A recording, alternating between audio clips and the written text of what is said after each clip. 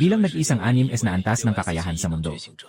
Matapos ang 5 taon ng pagprotekta sa sangkatauhan, maraming tao ang nag-sign ng liham ng dugo na nais akong ipasok sa kulungan. Habang tinitingnan ang lahat sa loob at labas ng hukuman, bigla akong nagtawanan ng mabangis. Sa totoo lang, hindi nyo na kailangang magpahirap. Dahil kung gusto nyo, ibibigay ko na ang paliwanag. Kung ganun, ganito na lang. Simula ngayon, aalis na ako sa association ng mga may kapangyarihan. Mula ngayon, hindi na ako makikilahok sa mga usaping may kinalaman sa mga halimaw. Nang marinig ito, napalaking mata ng Pangulo ng Association ng mga may kapangyarihan na si Qin Wanxiao. Ipinapakita mo bang ginagamit mo ang pag-alis sa asosasyon bilang banta sa akin? Hindi ka lang ang nag-isang 3 na naanta sa asosasyon. Kung sa tingin mo, ang ganitong kilos ay makakapagbanta sa asosasyon, mali ka ng labis, maaari kong sabihin sa iyo. Ngayon, bibigyan kita ng pagkakataong umatras. Tanggapin mo ang hatol ng may kapayapaan. Ikaw ay nananatiling miyembro ng asosasyon. Maaari mo pa ring tamasahin ang lahat ng benepisyo ng asosasyon. Nang marinig ito, ako'y ngumiti ng malamig. Mas mabuti pang ibigay na lang ang katayuan at benepisyo ng miyembro sa iba. Pagkatapos nito, itinaas ko ang kamay ko at bahagyang umugoy. Biglang naputol ang metal na kadena na pumipigil sa mga may kakaibang kapangyarihan. Kasabay nito, isang dilaw na nakakatakot na enerhiya ang biglang bumalot sa aking paligid. Ang lakas ng kapangyarihang ito ay hindi bababa sa rise na antas. Ngunit bago ko pa man makuha ang pagkakataon, biglang may lumitaw na isang dalagang nasa 20 anyo sa aking tabi. Nang makita niyang ako ay napapalibutan ng dilaw na enerhiya, lumabas ang galit sa kanyang mga mata. Sa susunod na sandali, siya ay nagwagayway ng kanyang kamay. At isang banayad na asul na enerhiya ang sumiklab, na hindi gaanong mahina kumpara sa dilaw na enerhiya. Ang pagsabog ng dalawang enerhiya ay agad na lumikha ng malakas na tunog sa kalangitan. Ang nakakatakot na alon ng enerhiya ay agad na kumalat. At nang mawala ang usok, isang matipunong lalaki ang lumitaw, na matinding nakatingin sa dalagang nasa tabi ko. Issue, ano ang ibig mong sabihin? Hindi ba't gusto mong protektahan siya? Nang marinig ito, may bahagyang puot ang lumitaw sa magagandang mata ni Issue. Kung hindi sana nag-iisa si Lixiao na humarang sa alon ng mga halimaw sa loob ng 5 taon. Nagbigay ng oras para sa ibang mga may kakayahan na mapalakas ang kanilang lakas. Paano kaya makakapagpigil ang asosasyon sa alon ng mga halimaw ng ganito kadali? Ngayon, hindi lamang kayo hindi nagpapahalaga sa kanya. Kahit na kailangang parusahan siya ng mahigpit. Nang marinig ang sinabi, si Xuqiang, isang level na kakaibang kakayahan, ay napailing. Ano ba ang alam mo? Bagamat may malaki siyang nagawa noon si Lixiao. Pero iba ito ngayon. Kung hindi dahil sa kanya, hindi sana tayo nakaranas ng ganitong malaking pinsala. Nang marinig ng mga tao sa korte ang sinabi ni Xuqiang, nagtutugma ang lahat at tumango. Pero sa pagkakataong ito, tumingin ako sa tabi ko kay Lixu. Sa totoo lang, hindi mo na kailangang makialam. Gusto kong umalis. Walang makakapigil sa akin. Ngumiti si Lixu at tumango. Noong unang sinalakay ng mga hayop ang lungsod. Kung hindi ikaw, matagal na akong patay. Paano ako makakapagpabaya sa ganitong pagkakataon? Pagkatapos niyang sabihin ito, lumingon siya. Kung nais niyong manatili si Lixiao ngayon, kailangan niyong tumawid sa aking bangkay. Nang marinig ito, malamig ang tingin ni Xuqiang. Yixue, bilang isang IAS na binhi. Hindi ka ba natatakot na ang mga kilos mo ngayon ay makakaapekto sa iyong hinaharap? Wala akong pakialam kung ano ang mangyayari sa hinaharap. Alam ko lang na si Lixiao ang nagligtas sa akin noon. Sa mga sandaling ito, mukhang hindi maganda ang mukha ni Qin Wanxiao sa hukuman. Lixiao, huling tanong ko na ito sa iyo. Sigurado ka bang gusto mong umalis sa association ng mga may kakayahan? Tumango ako ng walang pakialam. Sigurado. Dahil sa iyong mga nagawa noon. Ngayong araw, binabawi ko na lahat. Pero hindi ikaw ang kusang umalis sa asosasyon ng mga superpower. Kundi tinanggal ka namin sa grupo. At nakapagpalaki na tayo ng maraming 3 na superpower users. Hindi ibig sabihin na mawawala ka, ang mundo ay masisira. Matapos sabihin ito, tumingin si Qin Wanxiao sa akin ng sobrang saya. Ngunit ang nag-disappoint sa kanya ay, hindi niya nakita kahit kaunting galit sa aking mukha. Ang 5 taong laban sa mga halimaw ay nagbigay sa akin ng pagod. Tanging ako lamang ang tunay na nakakaalam kung gaano katakot ang mga tunay na makapangyarihang halimaw sa alon ng mga halimaw. Ngayon, dahil nais ng asosasyon ng mga may kapangyarihan na alisin ako, bakit pa ako magdadalawang isip? Muling umabot ang boses ni Qin Wanxiao. Naintindihan mo ba ang sinabi ko kanina, Lixiao? Naiintindihan ko na. Pwede na ba akong umalis ngayon? Qin Wanxiao ay kumaway. Nang makita akong magpapasya ng umalis, may bahagyang kalungkutan sa mata ni Nixu. Sabi ko, umalis na ako. Alagaan mong mabuti ang pag-unlad sa asosasyon ng mga superpower para makamit ang mas maagang pag-akyat sa antas 3. Siyempre, kung gusto mong makita ako sa hinaharap, pwede kang pumunta sa akin. Nang sabihin ko yon, naglaho ang aking silweta sa lugar. Ngunit saglit lang, nakarating na ako sa pinakalabas na bahagi ng lahat ng lungsod. Wala nang gaanong bakas ng tao sa labas. Marami pang mga napakalaking punong kahoy na nagbago matapos ang paggising ng kanilang mga kakayahan. At ilang mga nakakatakot na halimaw na hindi gaanong malakas at naghahanap ng pagkain. Wala akong anumang panghihinayang. Nawala ako mula sa pinakalabas ng lungsod. Sa sandaling umalis ako, isang lugar ng mga guho ng lungsod na higit sa 100 milya mula sa gilid ng lungsod. Biglang bumukas ang mga mata ng isang makulay na tigre. At tumingin patungo sa direksyon ng Star City na higit sa 100 milya ang layo. Ito ay isang makapangyarihang kakaibang hayop na lampas pa sa radads na antas ng supernatural na kakayahan. Ngunit sa mga mata ng asong tigre na ito na kulay ginto, may isang bahid ng pagdududa. Ang makapangyarihang tao na iyon ay umalis sa kanyang lungsod. Hindi ba siya natatakot na samantalahin natin ang pagkakataong ito para maglunsad ng malaking atake? Samantala sa kabilang banda, isang dambuhalang sawa na buong katawan ay nakabalot sa itim na kaliskis.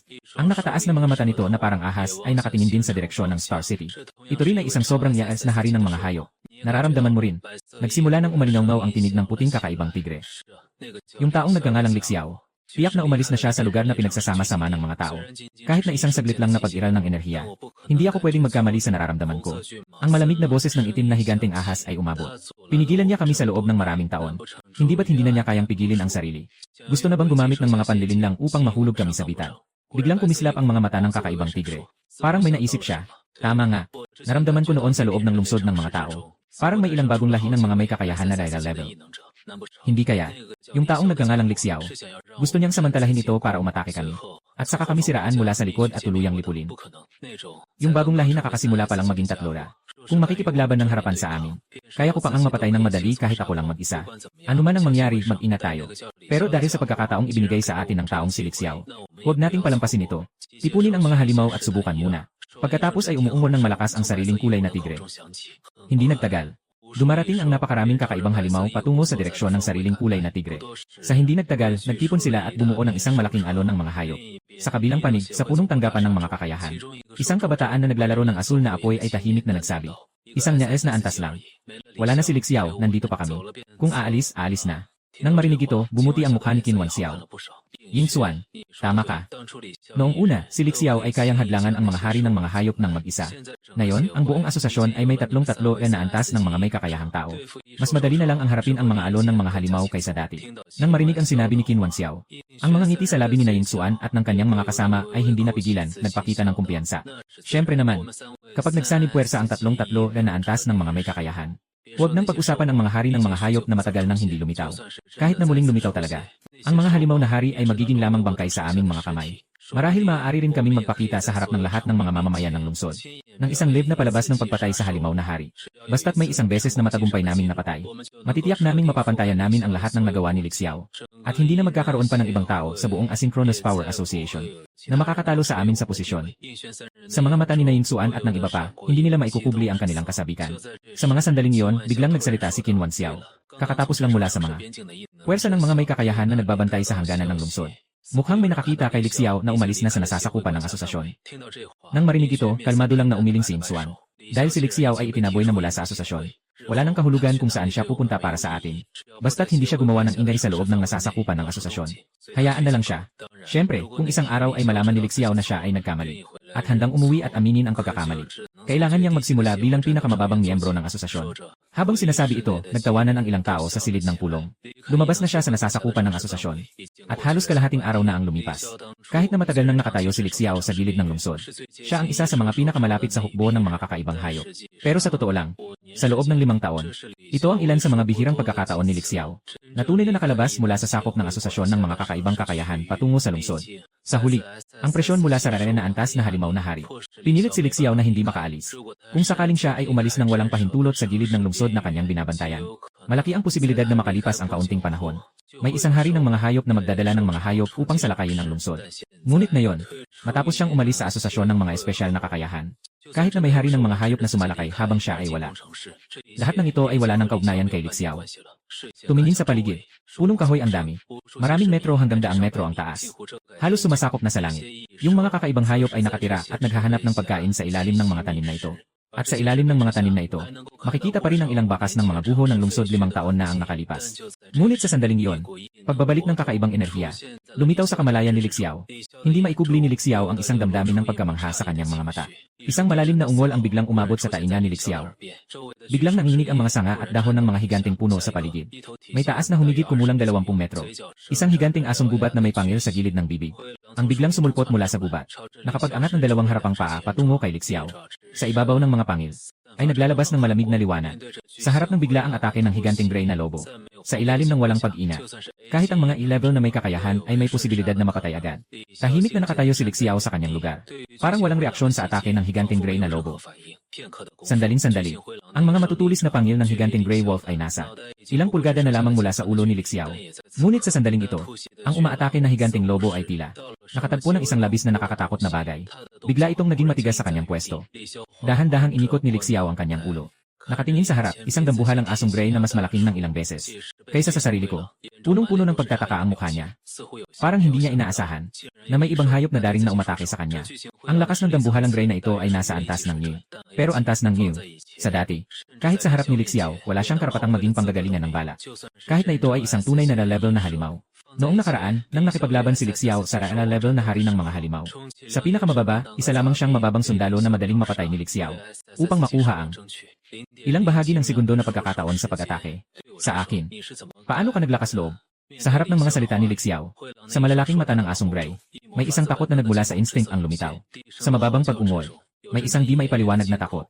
At sa susunod na sandali, walang anumang paunang babala. Biglang nanigas ang takot sa mata ng asong gray. Biglang nawala ang lahat ng bakas ng buhay sa katawan ng Grey Wolf. Ang malaking katawan nito ay bumagsak sa lupa. Nagdulot ito ng matinding pagyanig sa paligid. Sa parehong oras, sa isang malapit na gubat, may ilang mga anino na naroroon. Nakangiti silang nakatingin sa direksyon ni Li Xiao. Lahat sila ay nakatingin kay Li Xiao nang may takot. Kasama ng nakahandusay na walang buhay na asong gubat. Isang level na asong gubat. Ganito na lang siya namatay na walang laban. Baka ang taong ito ay isang na level na may kakayahan. O kaya naman ay isang anyong tao na halimaw. At sa mga sandaling iyon, biglang nanliit ang mga mata ng ilan. Ngunit bigla nilang napansin na si Li Xiao ay nakatingin sa. Tumingin sila sa direksyong kinaroroonan nila. Lumabas. Kasabay ng pagsasalita. Itinaas ni Li Xiao ang isang kamay. At hinawakan ang makapal na gubat. Sa susunod na sandali, ang malaking bahagi ng gubat ay biglang bumagsak. At ang mga tao ay nakaramdam ng pag-ikot ng mundo. At nang muling naging malinaw ang kanilang paningin. Si Li Xiao ay lumitaw sa kanilang harapan. Ikaw ba ay tao o isang halimaw na nagkukubli?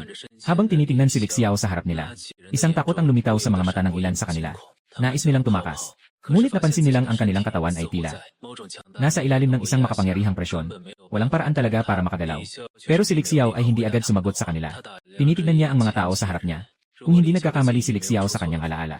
Malayo ito sa pinakakalapit na lungsod na sakop ng asosasyon ng mga superpower. Hindi bababa sa 100 milya ang layo. At ang mga tao dito sa harap niya, pinakamalakas ay hanggang A-rank lang. Kahit na ang pakikipaglaban sa asong gubat na yon ay medyo mahirap. Ang kanilang lakas. Paano sila nakapaglakbay ng higit sa 100 milya? Upang makarating dito, sa lungsod na nasasakupan ng asosasyon ng mga abnormal na kakayahan, na nasa hindi bababa sa 100 milya ang layo mula dito. Paano ninyo nalampasan ang mga halimaw upang makarating dito sa ganitong lakas? Tumingin si Li Xiao sa mga tao sa harap niya. Nang buksan ang bibig, nagtatanong. Kasabay ng tanong ni Li Xiao, biglang napansin ng ilang tao na biglang lumiit ang epekto sa kanila. Muling nakabalik ang kanilang lakas. Walang sino man sa kanila ang nagnais tumakas. Lahat ng ipinakita ni Li Xiao kanina ay nagpapatunay na madali niyang mapapatay ang lahat ng nasa lugar. Hindi kami mga tao mula sa lungsod na nasasakupan ng Association of Abilities. Galing kami sa kitchen. Isang tao ang tumingin kay Li Xiao at nilunok ang kanyang laway na may kaba. Pagkatapos sabihin ito, naging tahimik silang muli. Maingat silang tumingin kay Li Xiao. Noong pinatay nila ang asong gubat, akala nila si Li Xiao ay na-level lamang. Pero kanina, madali nilang nakontrol si Li Xiao. At dinala siya sa harap nila. Gamit ang ganitong paraan. Kahit ang nag-isang level na superpower user na nagbabantay sa kanilang syudad na Qi, hindi magagawa. Malaki ang posibilidad na ang kanilang level na superpower guardian ay may lakas na hindi hamak na mas malakas kaysa sa kanila. At ang kanyang lakas ay hindi nagmumula sa lungsod na sakop ng Superpower Association. Nang marinig ang mga sagot ng mga tao sa harapan, isang pagkamangha ang lumitaw sa mga mata ni Li Xiao. Ngunit agad siyang tila nag-isip ng isang bagay. Noong hindi pa siya umalis sa Association ng mga Supernatural, narinig ni Li Xiao na may nagsabi na bukod sa karamihan na naipon na ng mga supernatural na mga lungsod, mayroon pang maliit na bahagi ng mga lungsod dahil sa iba't ibang dahilan at dahil maraming tao sa lungsod ang ayaw umalis. Kaya, ang mga lungsod na iyon ay hindi pinagsama-sama ng kumpanya ng mga may kakayahan. Hindi sakop ng kumpanya ng mga may kakayahan. Nananatiling hiwalay. Hindi ba? Ang sinasabi ng mga taong ito ay tungkol sa Qi Cheng. Isa sa mga ito. Ako si Xuming. Narinig ko kanina na nabanggit mo ang Association ng mga espesyal na kakayahan. Ikaw ba ay miyembro rin ng Association ng mga espesyal na kakayahan? Habang nag-iisip si Li Xiao tungkol sa pinagmulan ng mga taong ito, ang mga taong ito ay nag-isip din tungkol sa pinagmulan ni Li Xiao. Isa sa kanila na tinatawag na Xuming ay maingat na nagtanong kay Li Xiao. Siya ang pinakamalakas na tao sa maliit na pangkat na ito. Siya ang A-level na may kakayahan. Kumakatawan sa asosasyon ng mga may kakayahan. Dati, ngunit hindi na ngayon. Nang marinig ni Xuming ang tanong, umiti si Li Xiao at umiling. Pahiwati.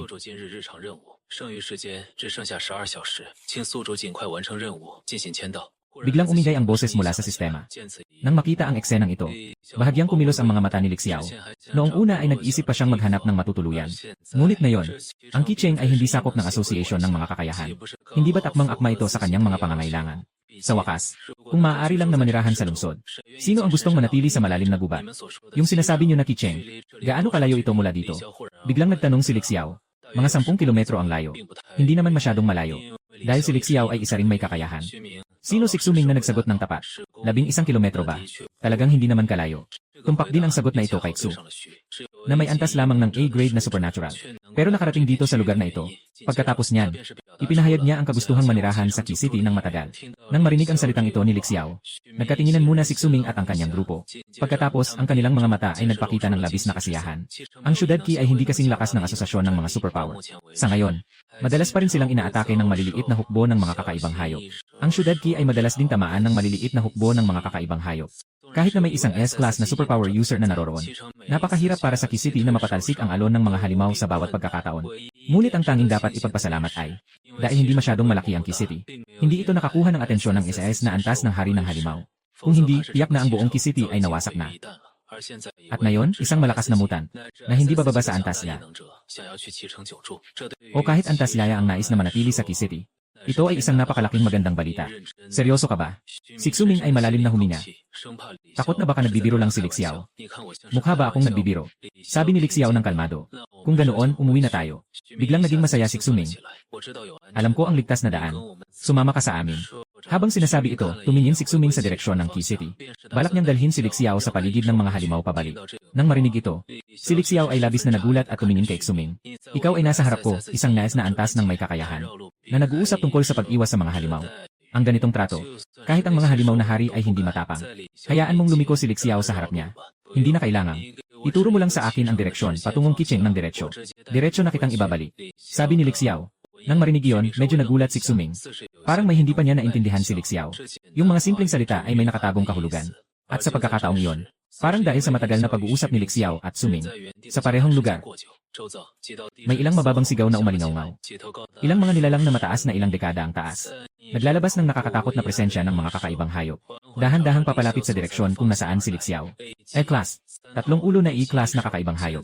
Nang makita ang eksenang ito, bahagyang nagbago ang itsura ni Xuming. Ang iba pang kasama niya sa tabi niya ay biglang naging tense din. Ngunit sa susunod na sandali, napakalakas at nakakatakot na kakayahan na kumakalat mula kay Lixiao. Sa ilalim ng hindi maipaliwanag na takot na presyon ng kakayahang ito, si Xuming at ang iba pa, kasama na ang 3 level na halimaw ay biglang naging matigas. Ngunit nakita lamang na dahan-dahang pinisil ni Lixiao ang kanyang kamay. Walang anumang babala. Ang 3 halimaw na may level na lakas. Walang kahit na isang maliit na pagtutol. Ang buong katawan niya ay biglang pumutok. 5 taon na ang nakalipas. Bago pa man dumating ang mga kakaibang hayop. Ang syudad ng Qi ay isang napakalaking lungsod. Ngunit ngayon, 5 taon ang lumipas. Ang lugar na tinitirhan ng mga residente ng Qi ay naging. Naiwan na lamang ang orihinal na isang katlo. Ang natitirang 2 katlo ay matagal nang naging guho sa ilalim ng pagsalakay ng mga halimaw. Kung ikukumpara sa napakalaking lungsod ng mga kakayahan. Ngayon, sa gilid ng Qi City, ang mga pader na nagtatanggol laban sa mga halimaw ay naging sira-sira na. Ang kuponan ng mga pagod na mga gumagamit ng kakayahan.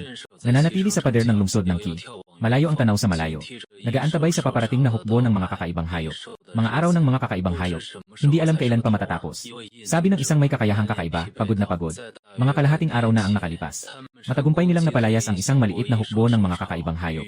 Hindi katulad ng asosasyon ng mga may kapangyarihan na may malaking bilang ng mga may kapangyarihan. Hindi gaanong marami ang mga may kapangyarihan sa Kicheng. Dahil matagal ng panahon, karamihan sa mga may kapangyarihan ay umalis na sa asosasyon ng mga may kapangyarihan. Ang mga natirang may kapangyarihan dito, karamihan ay dahil ang kanilang mga kaibigan at pamilya ay mga ordinaryong tao. Sa panahon ngayon na laganap ang mga halimaw, talagang hindi kayang lampasan ang malalayong distansya. Pumunta sa samahan ng mga may kakayahan. Kaya't nanatili rin sila. Nagtatanggol sa Qi City. Pinoprotektahan ang kanilang mga kaibigan at pamilya. Sa loob ng maraming taon sa lungsod, tuwing may pagsalakay ng mga halimaw, kasama ng mga may kakayahan ang malaking pinsala. Hanggang sa araw na ito, madalas na lang ang mga may kakayahang mandirigma, na may mga espesyal na kapangyarihan. Marahil isang araw, ang Kicheng ay magiging katulad ng maraming lungsod noon. Kasama ng pagkamatay ng huling may kapangyarihan, magsasara ang lungsod at mawawala ang mga tao. Kung sana ay mayroon tayong Ginoong Lixiao, na ganitong makapangyarihang tao. Isang tagapangalaga sa sirang pader ng lungsod. Ang hindi maiwasang mag-imagine, na kahit dumating ang mga kakaibang hayop, nagiging mahirap ang komunikasyon sa pagitan ng mga lungsod. Pero alam pa rin nila ang ilang impormasyon. Hindi ganoon kalaki ang sukat ng asosasyon ng mga kakaibang lakas, na nagbubuo ng maraming lungsod. Kahit sila ay nahaharap din sa mga alon ng mga kakaibang hayop na ito. At isang araw, ang tanging Yaes na antas ng may kakayahang tao sa mundo. Si Lixiao ay lumaban bilang miyembro ng asosasyon ng may kakayahan, at pinigil ang walang katapusang alon ng mga halimaw. Dahil dito, maraming karaniwang tao at may kakayahan ang tumungo sa asosasyon ng may kakayahan. At sa huli ay nabuo ang isang napakalaking lungsod. Sayang, mabilis lang. Ang mata ng taong may kakaibang kakayahan ay naging madilim. Sa huli, ito ay isang ilusyon lang. Kahit na hindi siya malakas. Naiintindihan niya kung gaano kahirap maging isang yes na kakaibang kakayahan. Kahit na sila ang pinakamalakas sa kanilang syudad. Ngayon, isa na lamang silang may yes na antas. Nais nilang maging matagumpay na makamit ang yes na antas. Hindi ko alam kung gaano katagal. Key-City, kung hindi ay Key-City. Key-City, hindi magiging ganito kahirap ang buong Key-City. Sa Key-City, tanging ang tunay na level na mga may kakayahan ang makakalaban sa mga hari ng mga halimaw. Malalim na huminga. Ang may kakayahang ito ay muling sumunod sa patrol team sa harap niya, na nagbabantay sa mga wasak na pader ng lungsod. Ngunit sa mga sandaling iyon, mula sa labas ng pader ng Key-City, isang nakakatakot na presensya ng kapangyarihan ang biglang bumalot. Sa malayo sa kalangitan, makikita ang isang itim na tuldok na patuloy na lumalaki. Sa isang hindi maipaliwanag na bilis patungo sa Key-City. Ang mga pupil ng kapangyarihan ay biglang humigpit, na nagbabantay sa pader ng lungsod. Lahat ay nagpakita ng takot. Sa isang napakalakas na kakaibang kapangyarihan na hindi pa nararanasan. Ngunit agad, ang takot sa mga mata ng mga tao ay nagsimulang mawala. Dahil sa sandaling iyon, biglang lumitaw ang isang anino sa pader ng lungsod. Ginoo Chen Xuan. Nang lumitaw si Chen Xuan, parang bigla na lang tayong nagkaroon ng lakas ng loob.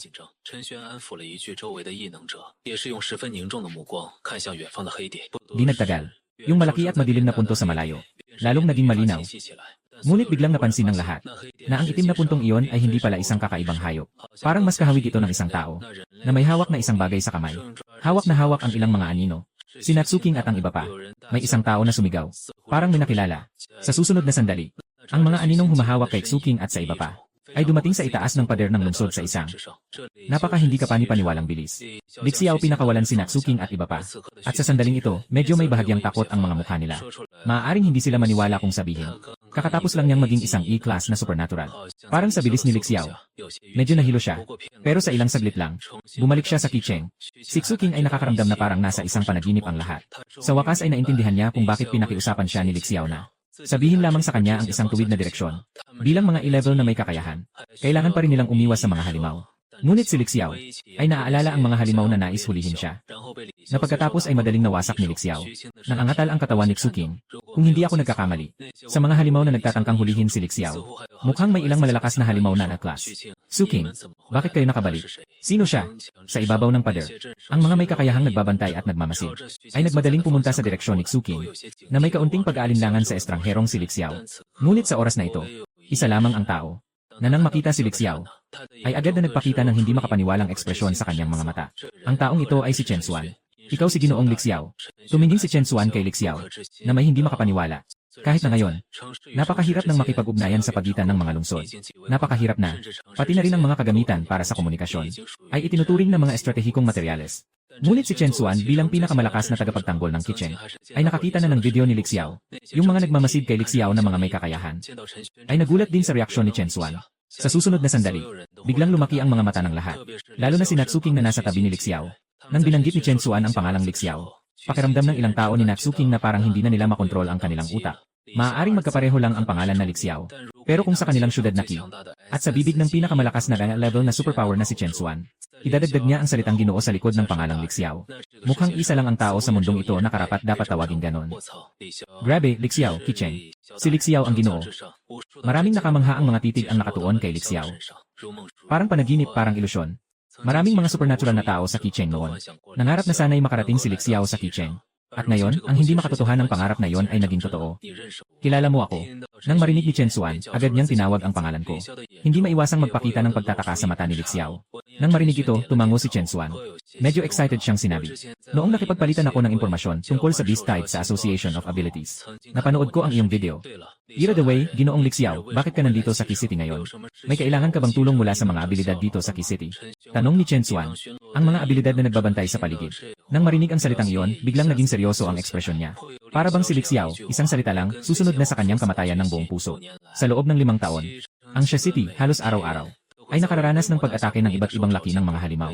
Matapos mapalayas ang mga halimaw, mas nauunawaan ng mga tagapagbago sa Qi City Ang halaga ng isang na level na may kakayahan tulad ni Lixiao. Bagamat si Lixiao ay hindi isang may kakayahan sa Qi Cheng, ngunit ang pananampalatayang naipon ng dahan-dahan ay hindi mas mababa kaysa sa kanila kay Chen Xuan. Ginoong Chen Xuan, si Ginoong Lixiao ay hindi dumating sa Qi Cheng para sa anumang bagay. Balak niyang manatili sa Qi Cheng ng matagal. Agad na nagsalita si Xuking. Ano? Matagal nang naninirahan sa Qi Cheng. Sa sandaling bumaba ang salita ni Xuking. Kabilang si Chen Xuan. Lahat ng kanilang mga mata ay napapatingin ng malaki. Hindi maiwasan ng kanilang mga katawan na manginig sa excitement. Agad sumunod. Dahil sa sobrang excitement, biglang tumaas ang kanilang mga enerhiya at dugo. Biglang namula ang kanyang mukha. Si Lixiao, ang tanging yaes na antas ng may kakayahan sa buong mundo, ay nagbabalak na manatili sa Qi City. Parang nananaginip ba? Totoo ba? Pa, nararamdaman ko na. Hindi ito panaginip. Talaga palang totoo. Bakit mo ako sinaktan? Saktan mo ang sarili mo. Ginoong Lixiao, gusto mo bang manatili sa Qi City? Sasang-ayon ba ang asosasyon ng mga espesyal na kakayahan? Habang nagagalit, unti-unting nagising si Chen Xuan. Tumingin siya kay Lixiao. Hindi maiwasang magtanong. Asosasyon ng mga espesyal na kakayahan. Nang marinig ito, ang ngiti sa mukha ni Lixiao ay unti-unting nawala. Dahan-dahan siyang umiling, Qi Cheng. Hindi na ako miyembro ng asosasyon ng mga espesyal na kakayahan, Qi Cheng. Hindi na miyembro ng asosasyon ng mga espesyal na kakayahan. Parang hindi na intindihan ni Chen Xuan ang ibig sabihin ng mga salita ni Lixiao. Sa bagay na ito, hindi naman nagtatago si Lixiao. Sabi niya ng kalmado, tinanggal na ako ng asosasyon ng mga may kakayahan sa listahan. Kasabay nito, sa paanan ng mga sirang pader, mula sa loob ng Qi City, isang may kakayahang tao ang nagmamadaling tumakbo patungo sa pader. Hawak niya sa kamay. Hawak ang isang nakaprint na anunsyo. Mukhang labis na nag-aalala. Qi Cheng, Ginoong Chen Xuan. Qi Cheng, kakarating lang ng balita mula sa asosasyon ng mga may kakayahan. Ayon sa balita, tinanggal na ng asosasyon ng mga may kakayahan si Ginoong Lixiao mula sa listahan ng mga miyembro. Ano bang ginagawa ng mga taong iyon sa asosasyon ng mga may kakayahan? Paano nila naisip na tanggalin si Ginoong Lixiao sa listahan? Kung hindi dahil sa tulong ni Ginoong Lixiao noon, maaaring ang asosasyon ng mga espesyal na kakayahan ay kasing sama na ng aming Qi Cheng ngayon.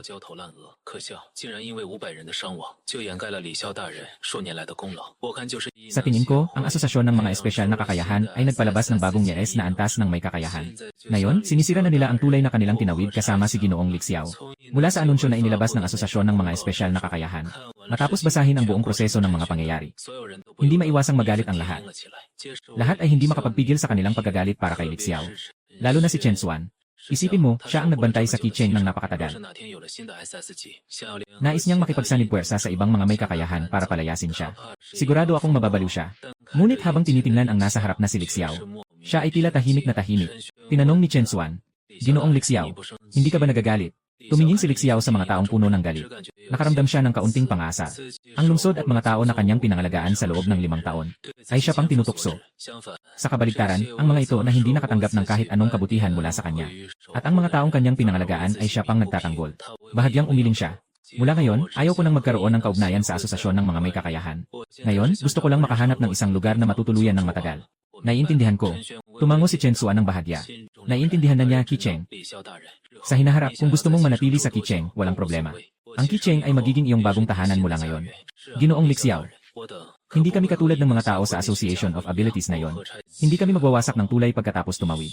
Tumango rin si Xuking at ang iba. Pagkatapos ay tumingin sila kay Lixiao ng may paggalang. Salamat. Tumango si Lixiao. Nagpasalamat siya. Napagkasunduan na ang mga bagay tungkol sa pananatili sa Qi City sa hinaharap. Ilang tao ang hindi na nagtagal sa pader ng lungsod. Dahil kay Xuking na nagdala kay Lixiao pabalik sa Qi City. Ipinasa ni Chen Xuan ang tungkulin na ayusin ang tirahan ni Lixiao kay Xuking. Matapos umalis si Lixiao at ang iba sa pader ng lungsod. Dahil sa pagdating ni Lixiao, ang grupo ng mga may kapangyarihan na nagbabantay sa pader ng lungsod ay biglang nawala ang pagod at naging labis na masigla. Kabaligtaran ng Star City na puno ng mga may kakaibang kakayahan. Ang Qi City ay madalas na nakakaranas ng mga alon ng mga halimaw. Kung ikukumpara sa mga pasilidad sa loob ng lungsod, mas luma pa ang mga ito kumpara bago dumating ang mga halimaw. Walang marangyang dekorasyon o mga tahanan sa buong lungsod. O mas tamang sabihin, ang buong Qi City ay nasa estado ng paghahanda para sa laban. Kahit na ordinaryo lang na tao na walang supernatural na kakayahan, patuloy pa rin nilang pinagsisikapan araw-araw na magbigay ng suporta sa mga may supernatural na kakayahan. Naglalakad sina Lixiao at Xuking sa kalye ng lungsod, kahit walang nakakakilala kay Lixiao sa daan. Pero nang makita nila si Xuking na isang may supernatural na kakayahan, lahat ay magalang na bumati. Ang paggalang na ito ay hindi dahil sa takot sa kanilang kapangyarihan, kundi mula sa puso nilang paggalang. Tiningnan ni Lixiao ang mga eksenang kanyang nasaksihan. Naramdaman lamang na ang lugar na ito ay ganap na naiba sa Star City ng Association of Abilities. Ginoong Lixiao, ano sa tingin niyo sa bakuran na ito? Bagaman ito ay naiwang abandonado sa loob ng ilang panahon, ngunit kumpleto ang mga pasilidad dito. Kailangan lamang itong linisin mula sa alikabok upang makapasok. Ayon sa kahilingan ni Lixiao, naghanap si Xuking para kay Lixiao ng isang tao na medyo kulang. Sa medyo liblib na lugar, tinitigan ni Lixiao ang maliit na bakuran na may bakod sa harap niya. Ang maliit na bakuran na ito ay parang isang rural na taniman bago dumating ang mga kakaibang hayop. Sa isang baryo, maliban sa bahay sa gitna ng bakuran, may malawak ding espasyo sa harap para magtanim ng mga halaman. Sapat na ang mag-alaga ng mga manok at baybe. Masaya ako dito. Umiti si Lixiao at tumango. Tumingin sa nakangiting mukha ni Lixiao. Biglang humupa ang tensyon ni Xuqing. Masaya niyang sinabi, "Kung ganoon, ang maliit na bakuran na ito ay magiging tahanan mo, Ginoong Lixiao. Mag-aayos ako ng tao para tulungan kang maglinis mamaya." Sistema ng abiso. Natapos na ang mga pang-araw-araw na gawain. Nakatanggap ka ng 8 antas ng pagpapalakas ng kakayahan. Nagsimula ang bagong gawain. Dahil sa walang humpay na pagsisikap. Sa wakas ay nahanap mo na ang lugar para sa iyong pang-araw-araw na pahinahan. Isang maliit na bakuran. Ang maliit na bakuran ay matagal nang walang nakatira. Bagong misyon, puno ng alikabok at kalat. Bagong misyon, mangyaring gawin ito ng mag-isa nang hindi gumagamit. Bagong tungkulin. Gantimpala sa misyon. Pumla ng puno ng pagbabago. Random na pagpapalakas ng mga buto ng gulay. Tumingin sa biglang lumitaw na pang-araw-araw na misyon. Hindi napigilan ni Lixiao ang ngumiti. Ang mga gawain na inilabas ng sistemang ito ay talagang napaka-ordinaryo. Kailangan ko pang maglinis ng maliit na bakuran mag-isa. At hindi ko maaaring gamitin ang aking kapangyarihan. Pero kung isipin ng mabuti, mukhang ito talaga ang kailangan ko sa kasalukuyan. Kaya't kayang-kaya kong linisin ang maliit na bakuran. Huwag nang istorbohin ang iba. Sabi ni Lixiao. Nang marinig ito, hindi na nagdagdag si Xuqing. Nakipag-usap pa kay Lixiao ng kaunti. At nang matiyak na wala ng ibang bagay si Lixiao, siya ay umalis. Bago umalis, si Xuqing ay nagbigay pa ng mga kagamitan sa paglilinis kay Lixiao. Sinundan si Xuqing Yuan habang umaalis. Kinuha ni Lixiao ang walis na ibinigay ni Xuqing. Nagsimula siyang maglinis sa maliit na bakuran. Dumarating na ang dilim. Sa tahanan ni Chen Xuan. Si Xuqing, kamusta ang sitwasyon kay Ginoong Xiao ngayon? Tumingin si Xuqing habang nag-ulat ng balita. Hindi mapigilan ni Chen Xuan na tumayo. Unang nagsalita at nagtatanong. Kahit na wala si Lixiao sa lugar. Ngunit sa instinct si Qicheng. Sa pangalan ni Lixiao, nagdagdag pa rin siya ng Ginoo. Ito ay paggalang sa unang na-class na superpower user sa mundo. Nang marinig ang tanong ni Chen Xuan, Xuqing maingat na maingat. Ipinahayag ang lahat ng bagay tungkol sa pagpili ni Lixiao ng maliit na bahay. Nakasama niya. Matapos marinig ang huling kasiyahang sagot ni Lixiao, si Chen Xuan ay sa wakas nakahinga ng maluwag. Matagal nang walang ngiti sa mukha si Chen Xuan. Sa wakas ay nagpakita ng kaswal na pakiramdam. Qicheng, bagamat si Lixiao ay nakarating sa Qicheng nang hindi higit sa kalahating araw. Qicheng, ngunit hindi alam kung bakit. Mula nang dumating si Lixiao sa Qicheng, ang pakiramdam ni Chen Xuan ay hindi kailanman naging ganito kaluwag. Ito ay isang damdamin na hindi niya naranasan sa loob ng 5 taon. Kung bumagsak ang langit, may isang mataas na tutulong. Noong nakaraan, si Chen Xuan ang pinakamataas sa Qicheng. Bawat araw, kailangan ni Chen Xuan na mag-ingat sa pag-atake ng mga halimaw. Dahil sa pagdadala ng presyon na hindi kayang tiisin ng karaniwang tao. Ngunit ngayon ay nadagdagan na. Si Lixiao, isang mas makapangyarihang mutant kaysa sa kanya. Nawala ang ngiti ni Chen Xuan.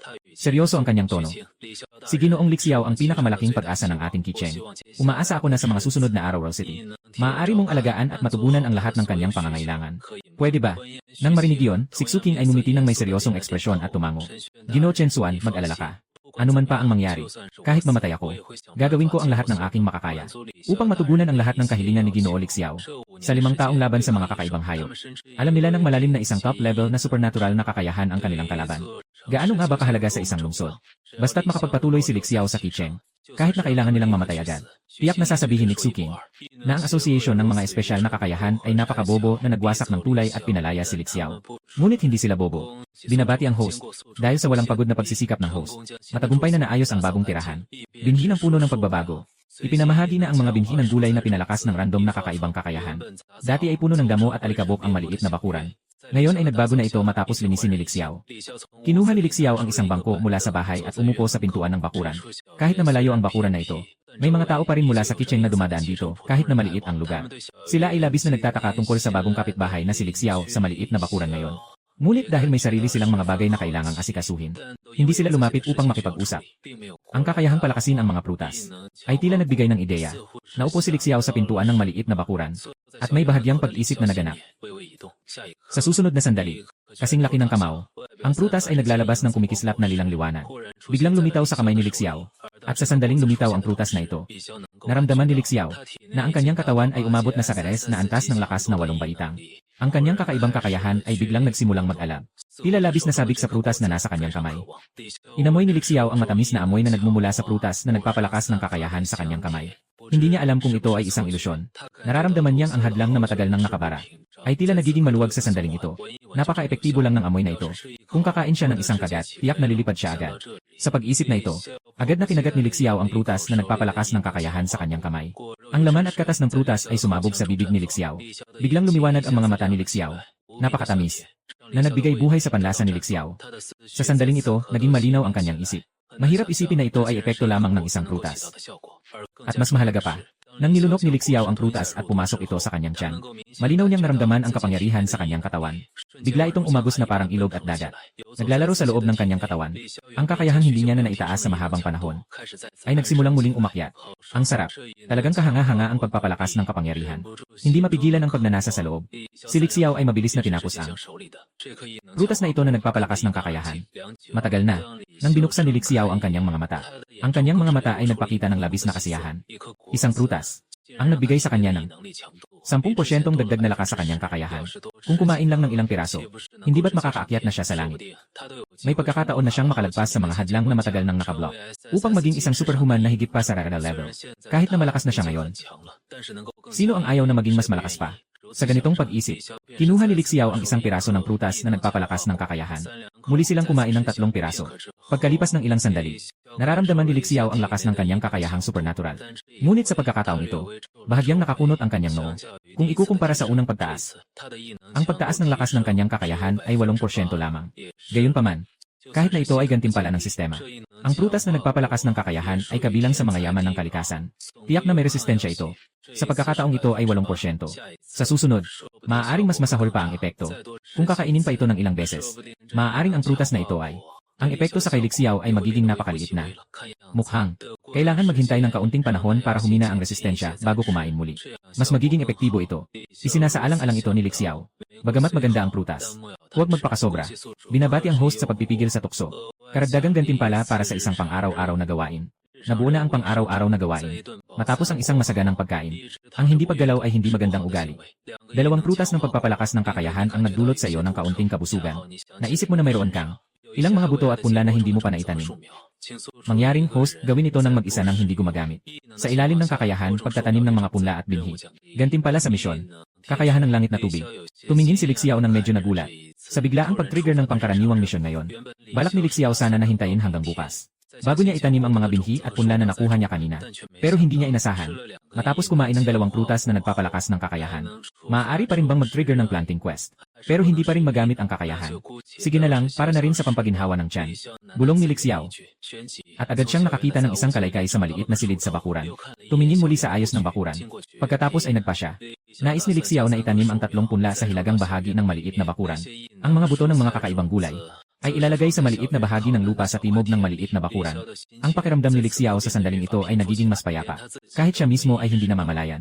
Nasa unang araw ng kanyang pag-alis sa asosasyon ng mga may kakayahan, ang kanyang buhay ay ganap na nagbago mula sa nakaraang araw, na parang nagbago ang mundo. Hindi na kailangang isipin araw-araw kung paano haharapin ang mga halimaw. Tungkol sa ngayon, kailangan ng isipin ng iba pang tao sa kumpanya ng mga may kapangyarihan. Ang tungkol sa mga halimaw. Dumarating na ang dilim. Nakatayo ang buwan sa itaas. Sa isang lugar na higit sa 100 milya mula sa kumpanya ng mga may kapangyarihan sa Star City, may isang puting tigre na nakatayo sa ilalim ng liwanag ng buwan. Sa tabi ng puting kakaibang tigre, may isang mahabang itim na dambuhalang sawa na paikot-ikot. Ang dalawa, ay kitang-kita na ang mga ito ay ang 2 lees na hari ng hayop na naobserbahan kanina si Li Xiao, na umalis na sa Star City.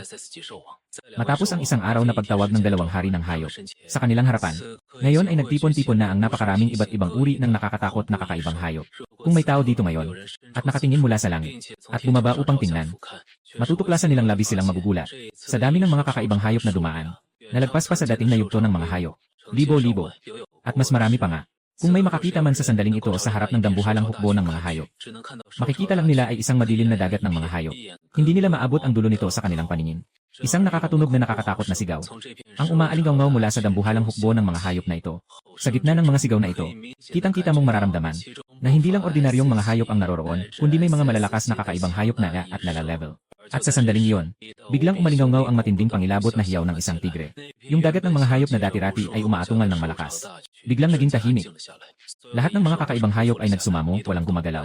Dahil sa nakakatakot na kapangyarihan ng Nis na antas na hari ng mga hayop, hindi nila matapang na magpakita ng anumang paggalang. Hindi lang isa, kundi higit pa sa isang Nis na antas na hari ng mga hayop ang naroroon. Ay 2 tao. Ang dami ng mga tao na nagtipon ngayon. Hindi ko alam kung sapat ba ito. Kahit sapat o hindi, alam ko lang na ang pagkakataong ito, kahit na ito ay isang bitag na itinakda ng tao na si Li Xiao, dapat pa rin nilang samantalahin ang pagkakataon. Kung hindi, sa hinaharap parami ang mga makapangyarihang tao sa sangkatauhan. Mas magiging mahirap para sa kanila na wasakin ang asosasyon ng mga may kakayahan. Muling umuungal ang makulay na tigre. Sa susunod na sandali, ang kanyang napakalaking katawan ay mabilis na tumalon. Ang itim na higanteng ahas ay umikot din pataas. Pumunta sa harapan ng buong kawan ng mga hayop. Tumakbo patungo sa unahan. At ang kanilang layunin sa pagkakataong ito ay ang bituin ng asosasyon ng mga may kapangyarihan. Walang tulog sa gabing ito. Saan mang dako, ang mga halimaw ay nag-aaklas. Ang mga sirang maliit na bayan na parang Key City ay puno ng mga may kapangyarihan. Lahat ay ginising mula sa kanilang mga panaginip. Sa malalayong distansya, ang mga may kakayahang tao sa mga maliit na bayan na ito ay patuloy na nakakaramdam ng pagyanig mula sa malayo. Mula sa mga pader ng bayan, malinaw na makikita ang malayo. Na may isang madilim na alon ng mga hayop na nagtitipon, patungo sa isang tiyak na direksyon. Ang grupong ito ng mga may kakayahan sa maliit na bayan ay nakaramdam ng takot. Kung ang ganitong nakakatakot na alon ng mga hayop ay papunta sa kanilang bayan, tiyak na kayang sirain ang buong maliit na bayan sa isang iglap. Ngunit sa kabutihang palad, matapos ang ilang sandali, ang grupong ito ng mga umaagos na hayop ay dumaan lamang sa kanilang lungsod. At hindi huminto. Si Li Xiao ay nagising din mula sa kanyang panaginip sa sandaling ito at tumingin sa kalye sa labas ng maliit na bakuran na tila gabi. Ngunit sa oras na ito, maliwanag ang ilaw. Maraming tao ang nagmamadali patungo sa pader ng Key City. Naramdaman ni Li Xiao na ang mga taong patungo sa pader ay may mga alon ng kakaibang kapangyarihan. Tumingin sa kalsada na puno ng tao, na natiling walang pagbabago ang mukha ni Li Xiao. Ngunit sa kanyang isip, unti-unting bumubuo ang hinala. Sa susunod na sandali, ang kanyang anyo ay nawala sa maliit na bakuran at lumitaw sa itaas ng pader ng lungsod. Sa sandaling ito sa pader ng lungsod, mas marami ang mga may kakayahan kumpara sa panahon ng kanyang pagdating sa araw. Ngayon, ang mga may kakayahan sa pader ng lungsod ay tila nagtipon ng buong lakas ng Key City. Mabilis na natagpuan ni Li Xiao ang anino ni Chen Xuan mula sa masa. Sa mga sandaling ito, puno ng pag-aalala si Chen Xuan bilang tagapagtanggol ng mga may kakayahang tao sa Kicheng. Siyempre, alam din niya ang tungkol sa paglitaw ng kaguluhan ng mga halimaw ngayong gabi. Ang unang lungsod na nakakita ng kaguluhan ng mga halimaw ay tinatawag na Yuncheng. Ang Yuncheng ay isang maliit na lungsod na halos katulad ng Kicheng, na matatagpuan mga 30 kilometro sa kanlurang bahagi ng Kicheng. Sa unang pagkakataon na natuklasan ang pag-aalsa ng mga kakaibang hayop, ang Yuncheng ay agad na nagpadala ng mensahe sa ibang mga lungsod. Anong nangyari? May bagong alon ng mga hayop ba?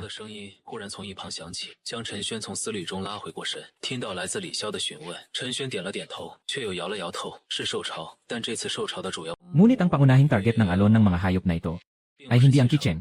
Ang Kicheng, tulad ng karamihan sa mga maliliit na lungsod, ay nakatagpo lamang ng ilang mga hiwa-hiwalay na kakaibang hayop. Mukhang ang pangunahing target ng pagbaha ng mga hayop na ito ay ang Star City. Tumingin si Chen Xuan kay Li Xiao at seryosong sabi. Ayon sa balita mula sa Yuncheng, mas nakakatakot ang pagbaha ng mga hayop na ito kaysa sa kahit kailan. Maaaring kahit ang Key City sa Kicheng ay maaaring mapabagsak kahit na ang mga napakalalaking tagapag-ugnay ng kapangyarihan. Star City ba? Naiintindihan ko na. Nang marinig ang mga salita ni Chen Xuan, si Li Xiao ay bahagyang tumango lamang. Walang anumang pagbabago sa kanyang ekspresyon. Star City, o maaaring ang Association of Abilities ay wala nang kinalaman kay Li Xiao. Wala siyang kinakailangang malaman pa. Nang makita ni Chen Xuan ang reaksyon ni Li Xiao, nauunawaan din niya ang pahayag ni Li Xiao. Hindi na siya nagpatuloy sa pagsasalita tungkol sa mga bagay sa Xinjiang. Sa wakas, alam din ni Chen Xuan na si Li Xiao ay pinilit na umalis ng Association ng mga espesyal na kakayahan. Isipin mo na lang, kung ikaw ang nasa posisyon ni Li Xiao, siguradong hindi napapansinin ni Chen Xuan ang kapalaran ng Xinjiang. Ngayon, kakalabas lang ni Li Xiao mula sa pagkakapili. At may malaking alon ng mga halimaw na umaatake sa Xinjiang. Hindi mo alam kung ito ba ay bunga ng kanilang sariling kasalanan. Isang ideya ang biglang pumasok sa isipan ni Chen Xuan. Kasabay nito, mula sa malayo, ilang mga kakaibang nilalang ang papalapit sa Kicheng. Lumalapit na sila sa Kicheng. Muling ibinalik ni Chen Xuan ang kanyang atensyon. Ngunit sa pagkakataong ito, bago pa makagalaw si Chen Xuan, ang kakaibang enerhiya ni Guyuan na lampas pa kay Chen Xuan ay biglang lumabas. At naglabas. Sa isang iglap, bumalot ito sa buong syudad Qi. Parang may nararamdaman. Tumingin si Chen Xuan sa tabi niya kay Li Xiao. Nanginig din ang kanyang puso sa takot. Antas Yaya at Yaya. Parang ang pagitan nila ni Li Xiao ay isang antas lang. Pero sa pagkakataong ito, naramdaman ng malapitan ang katinding ng kakaibang kapangyarihan ni Li Xiao. Biglang napansin ni Chen Xuan na ang ganitong Nile level. Kung tunay na makaharap si Li Xiao, maaaring hindi pa man makabawi sa isang atake ay mapapatay na siya agad. Ito ba ang lakas ng isang level na kakaibang kapangyarihan? Nabahala si Chen Xuan sa kanyang puso. Ngunit hindi niya alam na si Li Xiao sa sandaling ito ay hindi na karaniwang lae na antas ng supernatural na kakayahan. Ang kanyang lakas ay matagal nang lumampas dito. Ang karaniwang laes na antas ng supernatural na kakayahan ay malayo pa. Dagdag pa ang pag-inom niya ng 2 prutas na pinalakas ng 8 antas na supernatural na kakayahan. Mas lalo pang nagpatibay sa lakas ni Li Xiao. Ngayon, kahit na si Li Xiao ay harapin ang dalawang kakaibang hayop, o kahit tatlong hari ng mga hayop, maaaring mapabagsak niya silang lahat ng madali. Samantala, sa 1,000 metro mula sa pader ng Shicheng, yung mga kakaibang hayop na papunta sa Shicheng, kahit gaano kalakas o kahina, ang kanilang mga katawan ay nasa ilalim din ng nakakatakot na kakayahan ni Li Xiao. Nakatigil ang lahat sa ilalim ng presyon. Walang anumang babala. Sumabog ang mga katawan ng mga halimaw. Walang natirang buto. Tumingin si Chen Xuan sa eksenang ito, nanginginig ang kanyang mga taluka. Sa itaas ng pader ng lungsod, ang mga tagapangalaga ng Qi City na handang lumabas upang labanan ang mga halimaw, ay nagulat at nanatiling nakatigil. May mga tao na kalahating paa na ang nakahanda na tumalon mula sa pader ng lungsod. Nakasabit sa hangin. Sa isang iglap, naguguluhan kung lalabas ba o hindi. Anong nangyayari? Hindi pa nga ako kumikilos. Sobrang dami ng mga halimaw, patay na lahat. Si Ginoong Chen Xuan ba ang gumawa nito? Kailan naging ganito kalakas si Ginoong Chen Xuan? 1,000 metro na distansya. Kayang kumatay ng lahat ng mga halimaw mula sa malayo. Sa pader ng lungsod, maraming mga may kakayahang tao na nagbalik sa kanilang katinuan ang nagpakita ng paghanga. Si Chen Xuan ay hindi nakapagpigil at bahagyang namula. Umubo siya ng ilang beses. Kung siya ay kasing galing niyan, hindi na siya kailangang magdusa araw-araw sa pagbabantay sa Qi City. Matagal nang lumabas at nilinis ang paligid mula sa mga halimaw. Sa kabutihang palad, ang mga may kakayahan sa pader ng lungsod, ay hindi lahat ay hindi alam ang tungkol kay Li Xiao. Sa araw, ang mga may kakayahan na nakakita kay Li Xiao, ay tiyak na makakapag-isip na kanina. Ang pumatay sa mga halimaw ay hindi si Chen Xuan, kundi si Li Xiao. Huwag kayong magkalat ng kasinungalingan. Hindi ito gawa ni Ginoong Chen Xuan. Ito ay gawa ni Ginoong Li Xiao. Anong Ginoong Li Xiao? Yung Ginoong Li Xiao na yon. Dumating siya sa ating Qi City. Totoo ba? Hindi ako nananaginip, di ba? Nandito pala si Ginoong Li Xiao sa Qicheng. Hindi nakapagtataka na kayang pumatay ng maraming halimaw mula sa 1,000 metro. Ngayon, sa Qicheng, nandyan na si Ginoong Li Xiao. Hindi na kami kailangang mag-alala sa panganib. Maraming mga esper na tinawag mula sa loob ng lungsod, ay may mga mukha ng kasiyahan sa Qicheng. Habang pinapanood ang masiglang talakayan ng mga esper tungkol kay Li Xiao, si Chen Xuan ay walang bahid ng pagkainggit sa kanyang puso. Sa kabaligtaran, nang makita ni Chen Xuan si Li Xiao na napakadali niya, napatalsik ang maliit na alon ng mga halimaw. Mas lalo siyang nakaramdam ng ginhawa sa kanyang puso. Ngayon, sa Qicheng, isa lamang ang nasa isip ni Chen Xuan, na dapat niyang isipin ang lahat ng paraan, na kailangang manatili si Li Xiao sa Qicheng magpakailanman. Nang dumating ang balita na si Li Xiao ay nasa Qicheng, matapos kumalat sa mga tagapagbago sa Qi City, lahat ng mga tagapagbago sa Qi City ay naging sobrang excited sa pagkakataong ito. Kahit nakaramihan sa mga tagapagbago sa Qi City, hanggang ngayon ay hindi pa nila nakikita si Li Xiao. Pero hindi nila maiwasang marinig ang mga kwento tungkol kay Li Xiao. Sa mga oras na yon, ang dating nakapaligid na kalungkutan at kawalang sigla sa buong Qi City, ay biglang nawala at napalitan ng kasiglahan. Maingat nilang itinapat ang kanilang mga mata sa pader ng lungsod, ang kinaroroonan ni Li Xiao. Ngunit walang sinuman ang naglabas ng ingay. Pinipigilan ang kanilang pananabik. Samantala, nilutas ang isang maliit na grupo ng mga kakaibang hayop na papalapit sa Qi City. Ngunit hindi ibinaba ni Li Xiao ang kanyang tingin. Nakatingin siya sa malapit na lugar, patungo sa Star City. Ang malaking alon ng mga halimaw ay lalong lumalayo. Nang makita ni Li Xiao ang dami ng halimaw sa alon na ito, talagang nagulat siya. Napakaraming bilang. Kung papunta ito sa Qi City, natatakot siyang sa kanyang kasalukuyang lakas. Mahihirapan siyang patayin ang lahat. Mukhang kailangan din ng maraming pagsisikap. Kung sa alon ng mga halimaw na ito, ay may level na Beast King pa. Bahagyang sumeryoso ang tingin ni Li Xiao. Ang kanyang kapangyarihan sa loob ng katawan ay nagsimulang gumana sa sandaling ito. Kasunod nito, parang may kakaibang liwanag na sumik sa mga mata ni Li Xiao. Diretso niyang tinitigan ang napakalaking hanay ng mga halimaw sa malayo. Noong nakaraan, mayroong isang mabilis na sulyap. Hindi pa napansin ni Li Xiao ang anumang kakaiba. Ngunit sa pagkakataong ito, gumamit siya ng kapangyarihan upang masusing maramdaman. Bigla niyang napansin na sa napakalaking alon ng mga halimaw, tila may dalawang puwersa na mas malakas kaysa sa lahat ng ibang mga halimaw, na nakatago sa ilalim ng malakas na alon ng kapangyarihan. Nagtatago bilang karaniwang halimaw sa gitna ng alon ng mga kakaibang halimaw. Kung hindi dahil sa lakas ni Li Xiao, na muling nakakuha ng malaking pagtaas. Sa ganitong kalayo, maaaring hindi na maramdaman ni Li Xiao. Ang kanyang sariling liwanag ay bahagyang kumikislap. Hindi alam kung ito ay isang ilusyon. Palagi siyang nakakaramdam. Yung dalawang enerhiya ng kakaibang halimaw. Parang pamilyar na pamilyar. Para silang dalawang grade na halimaw na matagal nang naglalaban. Kung hindi dahil sa kanilang dami na mas marami, baka pinukol nila si Li Xiao. Sa nakaraan nilang laban, maaaring naagaw na ni Li Xiao ang isa sa mga halimaw na ito. At ngayon, yung dalawang halimaw, nakatago pala ito sa gitna ng mga hayop na nagbabantay. Papunta sa Star City. May plano ba ito? Hindi maiwasang maghinala si Li Xiao sa kanyang isipan. Ngunit agad din, pinili niyang ibalik ang kanyang isipan. Tungkol sa Star City, matagal nang wala ng kaugnayan si Li Xiao dito. Umalis na siya sa asosasyon ng mga may kakayahan. Kung makikialam pa siya sa mga bagay ng asosasyon, hindi na ito maganda. Sa isipan ni Li Xiao, unti-unting lumitaw ang anyo ng isang magandang dalaga. Siya ang tanging dalaga na handang tumayo sa aking panig. Noong ako ay pinaparatangan ng lahat. Kung pag-usapan ng asosasyon ng mga may kakayahan, siya ang tanging mahalaga sa akin. Tanging si Iksu na lang ang natira. Ngayon, masasabi kong nakatigil na ako sa kitchen. Mabuti na lang at may papaalam ko ang balitang ito kay Iksu. Para hindi na siya maghanap sa kanyang sarili. At matuklasang wala na siyang masusundan. Tumingin si Lixiao kay Chen Xuan sa kanyang tabi. Sinabi niya ang kahilingang ito sa kanya. Si Chen Xuan ang tagapagtanggol ng Qi Cheng. Hindi mahirap makipag-ugnayan sa ibang mga lungsod. Matapos marinig ni Chen Xuan ang hiling ni Lixiao, wala siyang pag-atubili. Agad siyang pumayag. Lord Lixiao, huwag kayong mag-alala. Ipapadala ko na ang mensahe sa Xincheng. Malamang hindi magtatagal. Ang sinasabi mong may pangalang Yixu na may kakayahan, ay makakaalam ng iyong balita sa Qi Cheng. Maraming salamat. Tumango si Lixiao bilang pasasalamat. Dahil sa nakaraang maliit na alon ng mga hayop, na madaling nalutas ni Lixiao, ang mga may kakayahan na nagtipon sa pader ng Qi Cheng, ay hindi na nagpatuloy na manatili.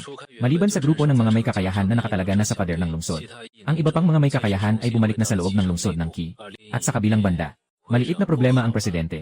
Malaking problema ito. Sa gusali ng headquarters ng asosasyon ng mga may kakayahan sa Xincheng. Sa pinakamataas na silid ng pagpupulong, isang may mukha na nag-aalala na may kakayahan. Dumating ang mga tauhan ng asosasyon. Sa loob ng silid pulong, si Qin Wanxiao, at ang tatlong yael na antas na. Mga may kakayahan ay nakaupo sa silid pulong. Mula nang umalis si Lixiao sa asosasyon ng mga may kakayahan, ang mga karapatan na dati ay nasa kanya. Ay ipinasa na sa tatlong ito. Nakita ang isang kawani ng asosasyon na nagmamadaling pumasok sa silid ng pulong. Bahagyang kumunot ang noo ni Qin Wanxiao. Kung may problema, sabihin mo ng dahan-dahan. Nang marinig ito, huminga ng malalim ang kawani ng asosasyon. Agad siyang nagsalita. Katatanggap lang namin ng balita. May isang malaking alon ng mga halimaw na papalapit sa direksyon ng ating Xincheng. Hindi bababa sa 10,000 kakaibang hayop. Pagkatapos sabihin ito, ang mukha ng kawani ng asosasyon ay hindi maiwasang magpakita ng kaunting tensyon. 10,000 kakaibang hayop, napakalaking alon ng mga hayop, ay talagang bihira sa mga nakaraang taon. 10,000. Nang marinig ito, ang mga mukha ni Qin Wanxiao at iba pa ay bahagyang nagbago. Sa gitna ng alon ng mga hayop, may balita ba tungkol sa bilang ng mga mataas na antas na halimaw? Ayon sa mga balita, sa alon ng mga hayop na ito, walang natagpo ang bakas ng Nyes na antas na hari ng mga hayop sa kasalukuyan. Mayroong hindi bababa sa 10 S na antas na halimaw. May 30 nga level din. Tungkol sa mga nasa ilalim ng nga level, hindi na mabilang. Agad na sumagot ang kawani ng asosasyon. Ang ekspresyon ay nananatiling nag-aalala. Ngunit sa pagkakataong ito, nang marinig ito, biglang naging magaan ang pakiramdam ng ilang tao, kasama si Qin Wanxiao. Walang balita tungkol sa rare na antas ng hari ng mga hayop. Kung sasabihin, nasa alon ng halos 10,000 hayop na ito, mayroong hari ng mga hayop, maaaring kailanganin ng kanilang asosasyon ng mga espesyal na kakayahan. Napag-isipan kung paano dapat tumugon. Ngunit sa resulta, walang rare na antas ng hari ng mga hayop sa alon na ito. Iba na talaga ito. Sa pagitan ng mga may kapangyarihan, bawat pag-angat ng antas, ang lakas ay nasusukat ng 10 beses pataas. Mukhang nakakatakot ang libu-libong hukbo ng mga halimaw.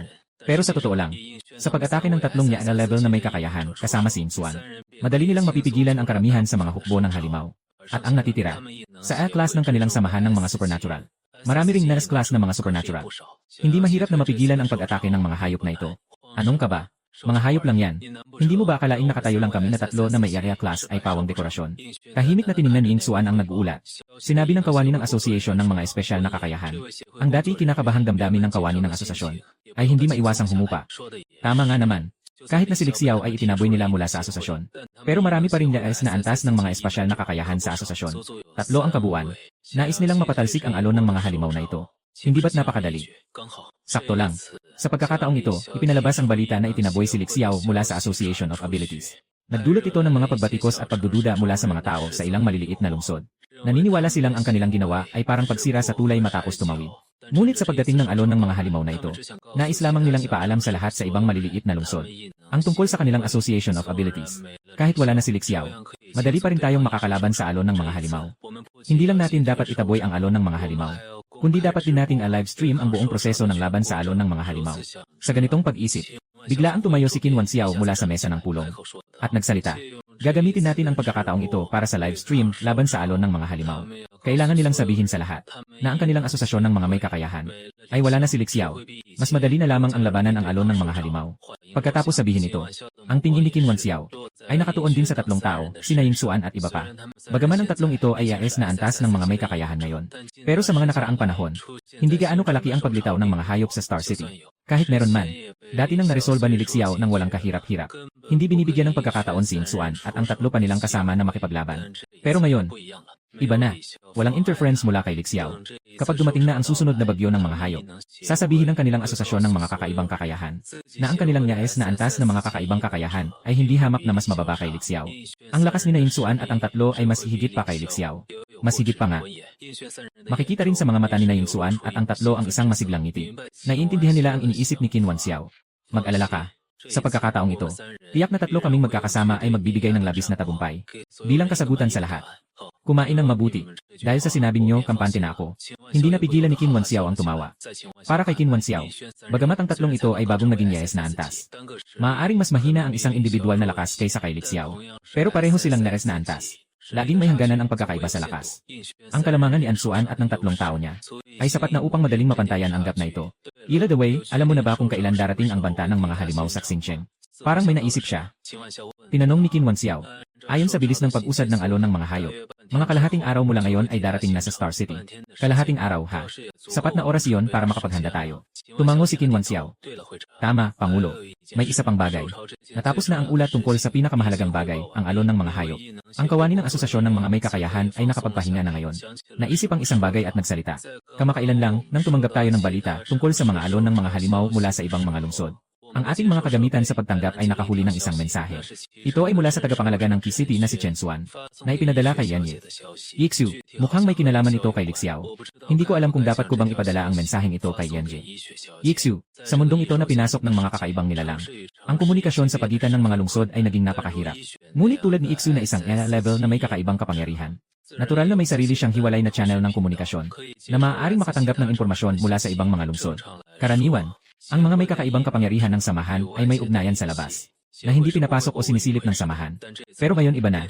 Sa impormasyong iyon, nabanggit si Li Xiao. At ang pangalan na Li Xiao ay isang pangalan na mataas ang pagpapahalaga sa kanilang samahan ng mga supernatural. Kaya naman, ang impormasyong iyon ay na-intercept. Si Chen Xuan mula sa kitchen. Nang marinig ang balitang ito, si Qin Wanxiao ay bahagyang nagkunot ng noo. Sa kanyang alaala, hindi niya matandaan na may koneksyon si Yixu at Chen Xuan. Ano ang tiyak na nilalaman ng balita? Ang kawani ng asosasyon ay kumuha ng isang piraso ng papel mula sa kanyang bulsa. Nandoon ang mga nilalaman na kakalipas lang na isinulat. Kinuha ni Qin Wanxiao at tiningnan ito. Agad na lumamig ang kanyang tingin. Umalis na si Li Xiao mula sa association ng mga abilidad. Gusto pa niyang kunin ang mga abilidad ng aking asosasyon. Ngunit hindi ko akalain na si Chen Xuan mula sa Qicheng ay nakisama kay Li Xiao. Ang nilalaman ng papel na ito ay impormasyon mula kay Chen Xuan na ipinadala kay Yixu tungkol sa kinaroroonan ni Li Xiao sa Qicheng. At kung nais ni Yixu, maaari siyang pumunta sa Qicheng upang hanapin si Li Xiao. Yung Pangulo, itong mensahe. Sinira ni Qin Wanxiao ang papel na ito sa maliliit na piraso. Sabi niya ng malamig, walang nangyaring ganun. Walang dapat alalahanin. Tama, tandaan mong ipaalam ang tungkol sa paparating na alon ng mga halimaw. Ipagbigay alam sa asosasyon ng mga may kakayahan. Ihanda nila ang kanilang sarili. Ang mga may kakayahan sa kanilang asosasyon ay hindi basta-basta papayag na makuha ni Li Xiao. Naiintindihan, Pangulo. Naiulat na ang lahat ng mga bagay. Matapos sabihin ng kawani ng asosasyon, ay maingat na umalis sa silid ng pulong. Napakabilis ng galaw ng asosasyon ng mga kakayahan. Sa unang balita na malapit nang dumating ang hukbo ng mga halimaw sa Star City, agad itong kumalat. Hindi lang ang mga kakayahan sa asosasyon ang nakaalam tungkol sa hukbo ng mga halimaw. Kahit ang mga ordinaryong tao sa Star City ay nakaalam din tungkol sa pagdating ng mga halimaw. At alam nilang lahat na tila walang katulad na laki ang hukbo ng mga halimaw sa pagkakataong ito. May isa na namang malaking alon ng mga halimaw. Ang huling malaking alon ng mga halimaw ay tila isang taon na ang nakalipas. Upang masolusyonan ang alon na iyon ng mga halimaw, narinig ko na malaki ang naging pinsala ng mga asosasyon ng mga may kakayahan. Bakit nang umalis si Li Xiao? Biglang may dumating na alon ng mga halimaw. Baka naman sobra na ang ginawa namin ng palayasin si Li Xiao tungkol sa paglitaw ng balita tungkol sa alon ng mga halimaw. Sa syudad ng mga bituin, maraming residente ang biglang nakaramdam ng takot. Kasabay nito, dahil sa laki ng banta ng hayop na ito, ilan sa mga takot ay nagsimulang magsisi sa kanilang matapang na pagtulak kay Li Xiao noon. Kung hindi nila sana siya tinulak noon, nandito pa rin si Li Xiao sa syudad ng mga bituin. Nandyan si Li Xiao, ang nais na antas ng may kakayahan. Sa harap ng ganitong alon ng mga halimaw, mas magiging maganda ba ang sitwasyon? Ngunit mabilis, nagsimula nang umingay ang iba pang tao, nang iwasan ang mga pag-iisip ng mga residente na naguguluhan. Ano bang masama sa pagpapaalis kay Li Xiao? Gusto ko pang umalis si Li Xiao ng mas maaga. Isang ganap na walang pananagutan at mayabang na raes na uri ng superpower user lang siya. Sumali lang siya sa asosasyon ng mga may superpower para sa benepisyo. Kahit umalis siya, wala namang masyadong mawawala. Wala na si Li Xiao. May tatlong laal na uri ng superpower user pa rin tayo sa Star City. Kulang pa ba tayo? Kahit na umalis si Li Xiao sa asosasyon, may tatlong laas na uri ng superpower user pa rin tayo sa asosasyon ng mga may superpower. Pareho lang na level. Hindi kaya si Lord Yingxuan at sila ay mas mahina kay Li Xiao. Ibig sabihin, mabait si Chairman Qin. Noong una ay ayaw niyang ipagpatuloy ang usapan. Kung hindi, tatlong level na supernatural na kakumpetensya si Lord Yingxuan ang magsasama-sama. Ayaw lang ni Li Xiao na makaranas ng parusa. Hindi niya magagawa, dahil nandyan si Lord Yingxuan at ang iba pa. Walang kahit anong alon ng mga halimaw ang makakasira sa Star City. Narinig ko na darating ang alon ng mga halimaw mamayang hapon. Ang alon ng mga halimaw na ito ay magla-livestream ang asosasyon. Sa oras na yon, tignan natin kung paano talaga. Nalutas ni Ginoong Yingsuan ang alon ng mga halimaw. Maraming residente ng Star City ang labis na nasasabik na nagsabi. Sa mga salita, matagal nang naitatak sa pagitan ng tatlong yaes na raya. Mga may kakayahang supernatural at niliksyaw. Ang hindi pagkakapantay na ito. Siyempre, mas malakas si Yingsuan at ang tatlong tao niya kaysa kay Lixiao. Noong una, si Lixiao lang ang nakapagpigil sa lahat ng yae ng mga halimaw na hari. Ngayon, mayroon ng tatlong lae sa samahan. 3 beses na mas marami ang bilang. Walang sinuman ang naniniwala na ang pag-atake ng mga halimaw na ito ay magdudulot ng anumang banta sa Star City. Maraming residente ng Star City na dati nag-aalala ay muling napangiti ang dating kaba ng mga tao. Dahil sa paparating na malaking pag-atake ng mga halimaw, ay biglang napawi at napalitan ng ginhawa.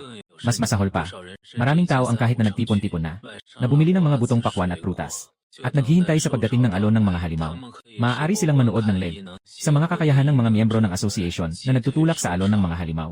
At gayon din, ang impormasyon ng association. Hindi lamang ito ipinapahayag sa ilalim ng Star City. Sa iba pang maliliit na lungsod na nag-iisa rin nilang pinanghahawakan. Natanggap din nila ang balitang ito. Tahimik na lumipas ang kalahating araw, kasabay ng pagbubukas ng livestream. Sa loob ng Star City, lahat ay maaaring makita ang mga larawan gamit ang kanilang telepono, o kaya naman sa mga pampublikong screen sa Star City. Sa sandaling ito, maaaring makita sa gilid ng pader ng Star City ang napakaraming mga anino na nakatayo. Sila ay mga superhuman na ipinadala ng Association of Abilities. Kasabay nito, 3 anino ang nasa harapan ng lahat. Nang makita ng mga residente ng Star City ang 3 aninong ito, ang kanilang mga mata ay hindi napigilang lumiwanag. Nagmumula ng paghanga sa mga mata. Ang 3 ito ay ang kasalukuyang 3 yaes na antas na mga may kakayahan sa Xingchen. Sina Yingsuan, Wang Kong at Huang Sang. Bago pa man sila naging yae na antas na mga may kakayahan, sila ay mga guys na antas na mga may kakayahan na nakabilang sa mataas na antas ng kapangyarihan ng asosasyon ng mga may kakayahan. Noong panahong iyon, nandoon si Lixiao, ang tanging yaes na antas na nakatimbang sa aming mga ulo.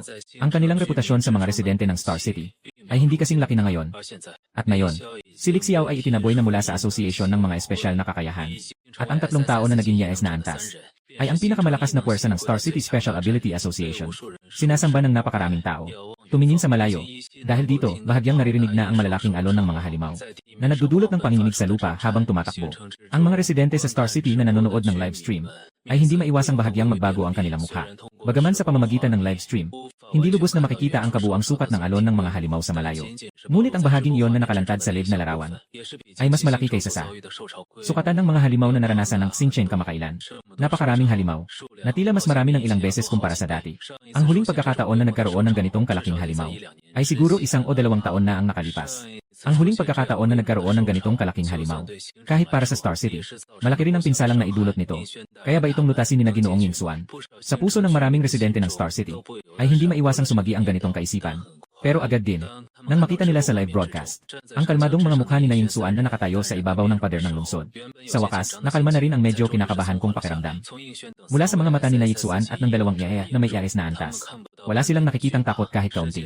Sa totoo lang, kahit na malaki ang sukat ng bugso ng mga hayop na ito, malayo ang distansya nila. Naramdaman na ni Yingsuan at ng 2 yae na may yae na antas kung gaano kalakas ang bugso ng mga hayop na ito sa pagkakataong ito. Pareho ang balita na natanggap mula sa ibang mga lungsod. Walang lae na antas ng halimaw na hari. Basta't walang lae na antas ng halimaw na hari na lilitaw. Ang mga halimaw na mas mababa sa kares na antas ay mahirap makagawa ng malaking pinsala sa kanilang harapan. At saka, kahit na ang laes na antas ng halimaw na hari ay talagang dumating, madali nilang mahaharap ang sitwasyon sa tulong ng 3 yaes na antas ng mga may kakayahang tao. Lalong tumitindi ang lakas ng pagyanig sa lupa mula sa malayo. Yung mga hukbong hayop na dati ay parang itim na tuldok lang, ay mabilis na lumalaki sa paningin ng lahat. Lalong lumalapit ang distansya sa Star City. Kailangan na nating kumilos para hindi pa huli na mapalapit pa ang mga hukbong hayop na ito at mas maging mahirap silang harapin. Tahimik na tinitingnan ni Yingsuan at 2 pang kasama ang hukbong hayop na malapit na. Sa susunod na saglit, sa katawan ni Yingsuan, ang nakakatakot na kapangyarihan ay kumalat. Ang maputlang asul na apoy ay bumalot sa kanyang buong katawan. Ang kanyang buong katawan ay biglang umakyat sa langit. Ang nakakatakot na maputlang asul na apoy ay nagliyab, na tila sinisira ang hangin. Kasunod nito, ang maputlang asul na apoy na nakasentro kay Yingsuan biglang tumama patungo sa direksyon ng alon ng mga halimaw. Parang isang maliit na bomba na sumabog. Nagpasiklab ng malalaking alon ng hangin. Maraming mga kakaibang halimaw ang direktang nahagis. Dinig ang mga malulungkot na sigaw ng mga mabababang antas na halimaw.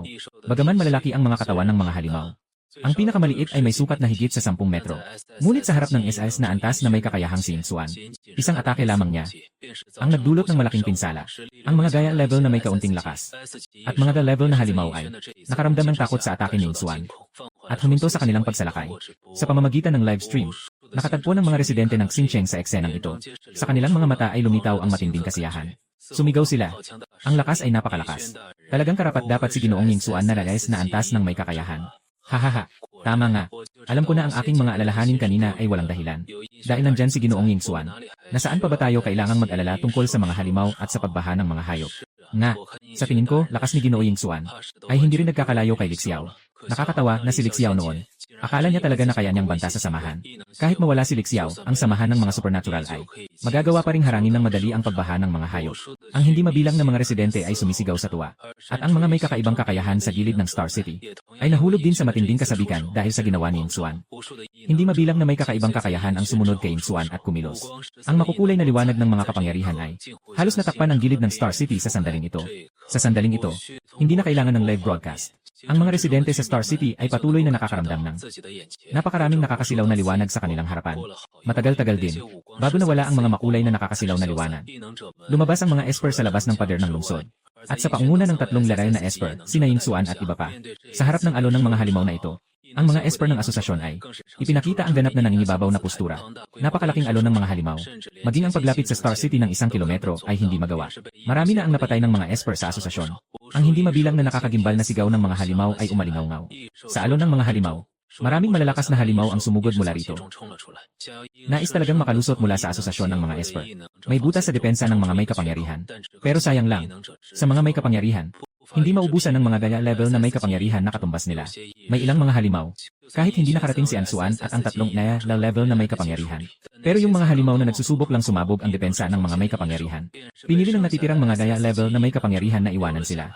Nakita ang mga kakayahan ng mga may kapangyarihan na nagwawagi. Ang mga residente sa Star City ay lalong naging masigla. Ngunit walang nakapansin. Sa dulo ng malaking alon ng mga halimaw, may dalawang halimaw na kumikilos ng kakaiba. Hindi sila tulad ng ibang halimaw na basta-basta sumugod. Sa halip, patuloy silang nagtago sa likuran ng alon ng mga halimaw. Walang anumang kilos. Kung sa sandaling ito, nandoon si Lixiao, tiyak na siya ay magugulat na makita ang anyo ng dalawang kakaibang hayop na siyang puting tigre at itim na sawa. Ngunit sa sandaling ito, ang kanilang sukat ay mas maliit ng ilang beses kaysa sa normal. Walang nakapansin. Sa likuran ng alon ng mga halimaw, yung dalawang halimaw na lumiit ng ilang beses.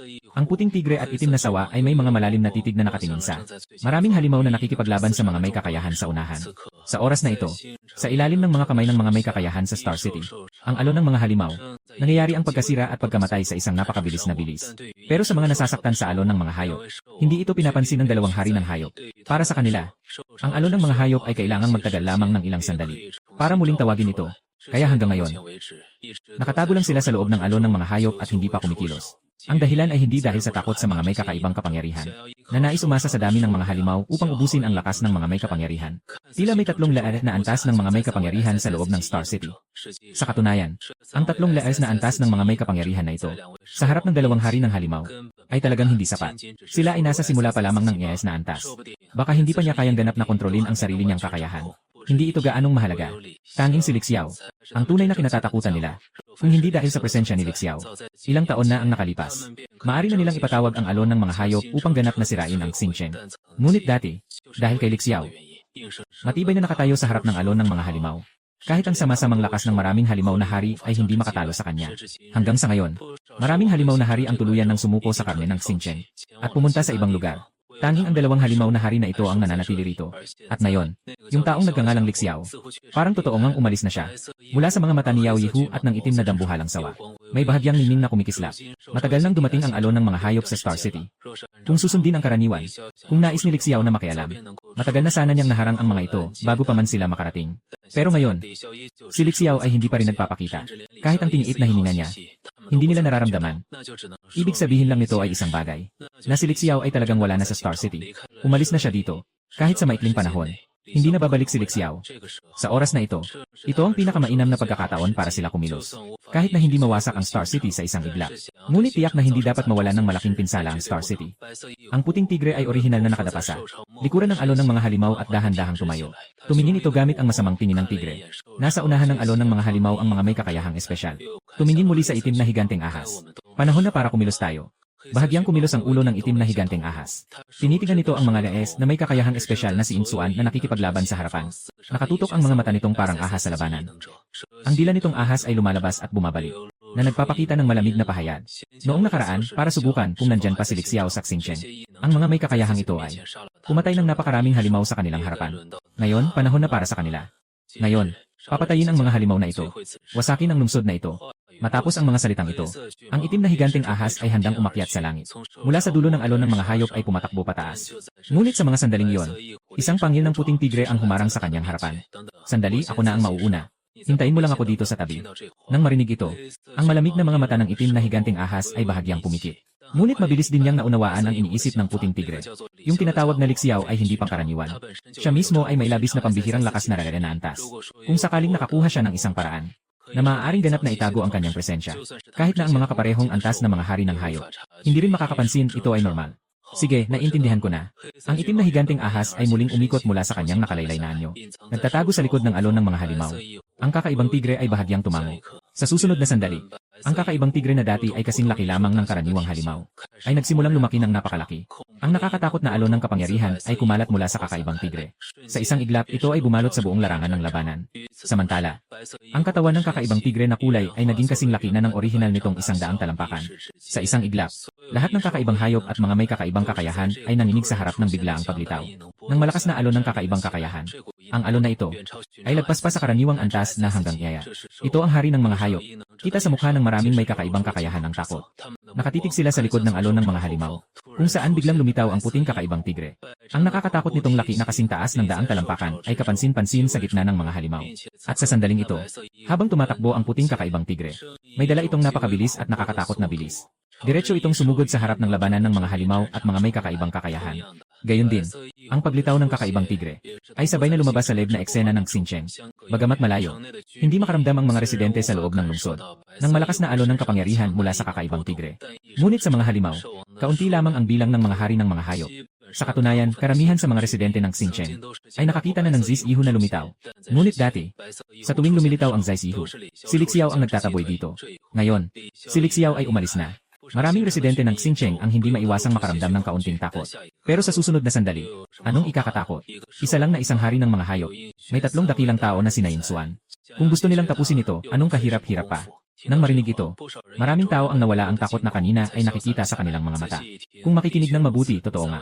3 lael na antas ng mga may kapangyarihan. Kahit ano paman, hindi nila iniisip na hindi nila kayang talunin ang isang halimaw na katulad nila. Nga, ang halimaw na ito ay naglakas loob pang mag-isa. Noong una, hindi napatay ni Lixiao ito. Ngayon, tamang-tama, hayaan si Ginoong Yingsuan na siya ang pumatay dito. Makatutulong din ito upang mabawasan ang stress ng lahat. Samantala, sa gilid ng Xingchen, ang 3 may kakayahang si Yingsuan at iba pa ay kumikilos upang patayin ang alon ng mga halimaw. Dahil sa paglitaw ng puting tigre, ay pansamantalang huminto sa kanilang mga galaw. Sa sandaling ito, may kaunting pagdududa sa mga mata ng 3. Sa kanilang naunang pakiramdam, hindi nila naramdaman na sa panahong ito ng mga halimaw, ay mayroong laari na klase ng halimaw na hari. Saan naman ang galing itong puting kakaibang tigre? Ngunit agad ding, nawala ang pagdududa sa kanilang mga mata. Hindi nila maiwasang magtama ng tingin, at sa kanilang mga mata ay nagliliwanag ang kasabikan. Haha, talaga namang may halimaw na hari na daring na pumasok at mamatay ng kusa. Kung ganoon, hayaan na natin ito. Pagkasabi ng mga salitang iyon, walang alinlangan ang 3. Ang atensyon nila sa mababang uri ng kakaibang hayop ay napunta lahat sa makulay na kakaibang tigre. Sa mga katawan ni Natsuan Yuan Wang, Kung Huang at Sang, malakas na pagbugso ng kakaibang kapangyarihan ang sumiklab. Labanan ang mga kakaibang hayop. Wala silang anumang ideya ng makatarumang laban. Agad na napalibutan ng 3 ang kakaibang tigre. Ang tunay na kapangyarihan ay lumalabas mula sa 3. Si Bain Zixon ang pangunahin. Sa kanyang katawan, ang nakakatakot na maputlang asul na apoy ay agad na tumungo sa kakaibang tigre. Hindi rin nagpatumpik-tumpik sina Van Ziaganji at Hong Lanje. Inilunsad niya ang kanyang sariling atake. Ang atake mula sa 3 laer na klase ng superpower. Kung sino man ang nagsabi niyan, malamang mapapatay agad. Wala nang natira kahit na anong tira. Pero sa sandaling ito, sa mata ng puting super tigre ay makikita ang bahagyang pagmamaliit. Dahan-dahang itinaas nito ang malaking kuko, at bahagyang pinukol ito sa atake ng 3. 3 malalalim na tunog ang umabot. Ngunit nakita lamang na ang atake ng 3 tao ay madaling nawasak ng puting tigre. Ang buong lugar ay nahulog sa isang katahimikan na parang kamatayan. Impossible. Habang tinitingnan ang puting tigre na madaling, nawasak ang kanilang 3 atake, kahit na sa mga mata ng 3 tao. Lahat sila ay nagpakita ng isang anyo ng pagkabigla. Sila rin ay mga garara na antas. Ngunit bakit? Ang puting kakaibang tigre ay kayang durugin ang kanilang mga atake ng napakadali. Ngunit sa sandaling ito, hindi na naghintay ang 3 na magpatuloy sa pag-isip. Ang mapanghamak na mga mata ng kakaibang tigre ay nakatuon na sa 3. Sa susunod na sandali, Nawala na ang anyo ng kakaibang tigre sa lugar. At lumitaw sa likod ni Wang Kong, isa sa tatlong yae na antas ng mga may kakayahan. Sa isang iglap, isang matinding panganib ang sumiklab mula sa puso ni Wang Kong. Walang anumang pagdadalawang isip. Agad na inilipat ni Wang Kong ang kanyang mga kakayahan. Nakaform siya ng isang pulang hadlang ng kakayahan sa kanyang likuran. Ang kapal ng barrier na ito ay sobra sa 10 metro. At hindi lang ito pang depensa, may iba pang gamit ang barrier na ito. Kasabay ng pagbubuo ng pulang barrier. Sa ibabaw ng barrier ay patuloy na may mga pulang apoy na sumasabog. Ang barrier na ito ay nabuo gamit ang Nya level na lakas ng kakayahan ni Wang Kong. Kung ang gagamitin ay isang Nya level o mas mababang kakayahan, malamang ay hindi nila magagawang basagin ito kahit anong pilit nila. May malaking posibilidad na masaktan ng nakakatakot na kapangyarihan sa pulang hadlang. Bilang gumagamit ng pulang hadlang na ito, hindi naramdaman ni Wang Kong na nabawasan ang panganib sa kanyang puso. Sa katunayan, kasabay ng ilang milisekundong paglipas ng oras, nararamdaman niya na ang panganib na nakapaligid sa kanya ay lalong tumitindi. Samantala, ang matalim na mga pangil ng puting kakaibang tigre ay tuwid na tumamasa. Mahigit 10 metrong makakapal na pulang hadlang. Para sa laki ng tao, ang presensya ng hadlang na ito ay tila napakalaki. Ngunit dapat malaman, bilang isang laes na antas na hari ng mga hayop, ang puting kakaibang tigre, ang tunay na sukat nito ay higit sa 100 yarda ang layo. Kahit na ang pangunahing atake ay tanging isang pangil lamang nito. Ngunit ang laki nito ay mahirap nang isipin. Sa ilalim ng napakalaking nakakatakot na pangil na ito, ang higit sa 10 metrong makakapal na pulang hadlang ay tila napakaliit na. At sa likod ng hadlang, si Wang Kong ay tila naging kasing liit ng isang anay. Sa susunod na sandali, ang nakakatakot na malaking pangil ay sumalpok sa pulang hadlang. Ngunit ang inaasahang pagsabog ng kapangyarihan ay hindi nangyari. Ang malaking pangil ay nakatagpo sa hadlang. Parang isang kutsilyo ng bakal na tumama sa tofu. Kahit na ang tofu ay may napakalalim na kapal. Ngunit sa ilalim ng kutsilyo ng bakal, wala pa rin kakayahang lumaban at nahati ito sa dalawa. Ganito rin ang nangyari sa pulang hadlang. Ang nakakatakot na malaking pangil ay nag-iwan ng mga malalim na baka sa pulang hadlang, na may ilang mga marka. Natahimik na lumagpas sa 10 metro ang kapal, na tila isang napakahabang aksyon. Ngunit sa katotohanan ay nangyari lamang sa loob ng mas mababa sa isang segundo. Ang malaking pangil ng puting kakaibang tigre ay nakalusot na sa pulang hadlang, patungo kay Wang Kong. Ngunit sa kabila ng lahat, si Wang Kong bilang isang IAS na antas ng may kakayahang tao, ay sa wakas tumugon sa sandaling ito. Habang ang higanting pangil ng asong may kulay ay pumunit sa kanyang pinagsamang hadlang, ang pulang kakayahan ni Wang Kong ay sa wakas sumabog, na nagpilit sa kanya na baguhin ang direksyon. Ngunit sa kabila nito, ang alon ng kakayahan na dala ng higanting pangil ng asong may kulay, naging dahilan ito upang maputla ang mukha ni Wang Kong. Kung nagtagal pa ang kanyang reaksyon ng kaunti, maaaring ang buong katawan niya ay maputol na ng mga pangil ng puting tigre. Sa gitna, noong dati, ang mga kinaharap ni Li Xiao ay mga ganitong nakakatakot na nilalang. Sabi nga, ang agwat ng lakas sa kaya na antas ay hindi dapat masyadong malaki. At sa kabilang panig, nagbago rin ang mukha ni Yingxuan at Huang Sang, tila nahirapan. Kahit na hindi sila ang target ng pag-atake ng puting tigre. Ngunit silang tatlo ay bagong naging yaes na antas ng mga may kakayahan. Ang kanilang lakas ay halos magkapareho. Si Wang Kong ay naharap sa pag-atake ng puting tigre. Tila napakadelikado ng sitwasyon. Kung sila ang nasa kalagayan, tiyak na hindi sila magiging mas magaling kaysa kay Wang Kong. Sa pagitan ng oras, dahil sa isang pagkilos ng kakaibang tigre, ang tatlong laes na antas ng mga may kakayahan sa lugar ay nanatiling nakatulala sa kanilang kinaroroonan. Hindi makagalaw. Ngunit bukod sa tatlong yae na antas ni Yingxuan, wala nang ibang tao ang nakapansin sa panganib na naganap kanina. Lalo na para sa mga residente sa Star City. Bilang mga ordinaryong tao, sila ay tanging nakikita lamang ang tatlong laes na antas ng kapangyarihan ng kanilang asosasyon, na nakipaglaban sa Beast King ng Zise na may kapangyarihan sa loob ng ilang sandali, bago sila nagkawatak-watak, na walang kaalam-alam sa panganib. Maraming mga residente ng Star City ang naguguluhan. At sa kanilang kamalayan, may mga naiisip pa rin na mahirap talunin ang marami gamit ang dalawa lamang. Bagamat ang mga may kakayahan ay mas malakas kaysa sa mga karaniwang tao. Kung ito ay mga may kakayahan sa parehong antas, kahit gaano pa kalakas ang isang tao, hindi niya kayang labanan ang dalawang may kakayahan sa parehong antas. Lalo na't ngayon ay may tatlong may kakayahan sa parehong antas. Bakit hindi kumikilos ang Ginoong Yingxuan at ang iba pa? Saktong may isang hari ng mga hayop na darating para mamatay. Sa lakas ng Ginoong Yingxuan at ng kanilang grupo, kapag sila'y kumilos, tila ang halimaw na hari na ito ay tiyak na hindi na makakabalik. Ginoong Yingxuan, mabilis na pumatay sa halimaw na hari na ito. Napakaganda ng ating bituin na lungsod. May mga residente na masiglang sumisigaw. Tila nais nilang ipakalat ang kanilang tinig. Pakinggan niyo ang tatlong taong sangkot, sina Yingxuan. Yingxuan, kayong tatlo. Anong hinihintay niyo? Sige na, umatake na. Alisin niyo ang halimaw na hari. Samantala, sa gilid ng Star City, nakatayo si Qin Wanyao sa ibabaw ng pader nang makita si Yingxuan at ang tatlo. Biglang huminto sa laban at naguluhan sandali. Agad siyang sumigaw. Ngunit nang marinig ang salitang ito, dahil dito, tumulo ang malamig na pawis sa noo ng tatlong tao. Wala nang bakas ng naunang tiwala at kalmadong nasa kanilang mga mukha. Ang tunay na lakas ng hari ng mga hayop ay lampas sa kanilang inaasahan. Maging sa sandaling ito, sa isip ng tatlo, may kaunting pagsisisi na sabay-sabay na lumitaw. Pagsisisi na hindi dapat ipagmalaki ang pagpatay sa hari ng mga halimaw. O O marahil hindi dapat makipagsabuatan kay Qin Wanxiao, na itinaboy si Li Xiao mula sa asosasyon ng mga may kakayahan. Kung nandyan pa si Li Xiao, maaaring hindi na nila kailangang harapin ang hari ng mga halimaw. Sayang, walang silbi ang pagsisisi. Ang pakiramdam ng puting kakaibang tiger ay nakafocus na sa tatlong tao ni Na Yingxuan. Walang balak na palayain sila. Naramdaman ang pagkakakulong ng pakiramdam mula sa kakaibang tiger. Nagbago ang mga mukha ni Na Yingxuan at sa dalawa pa.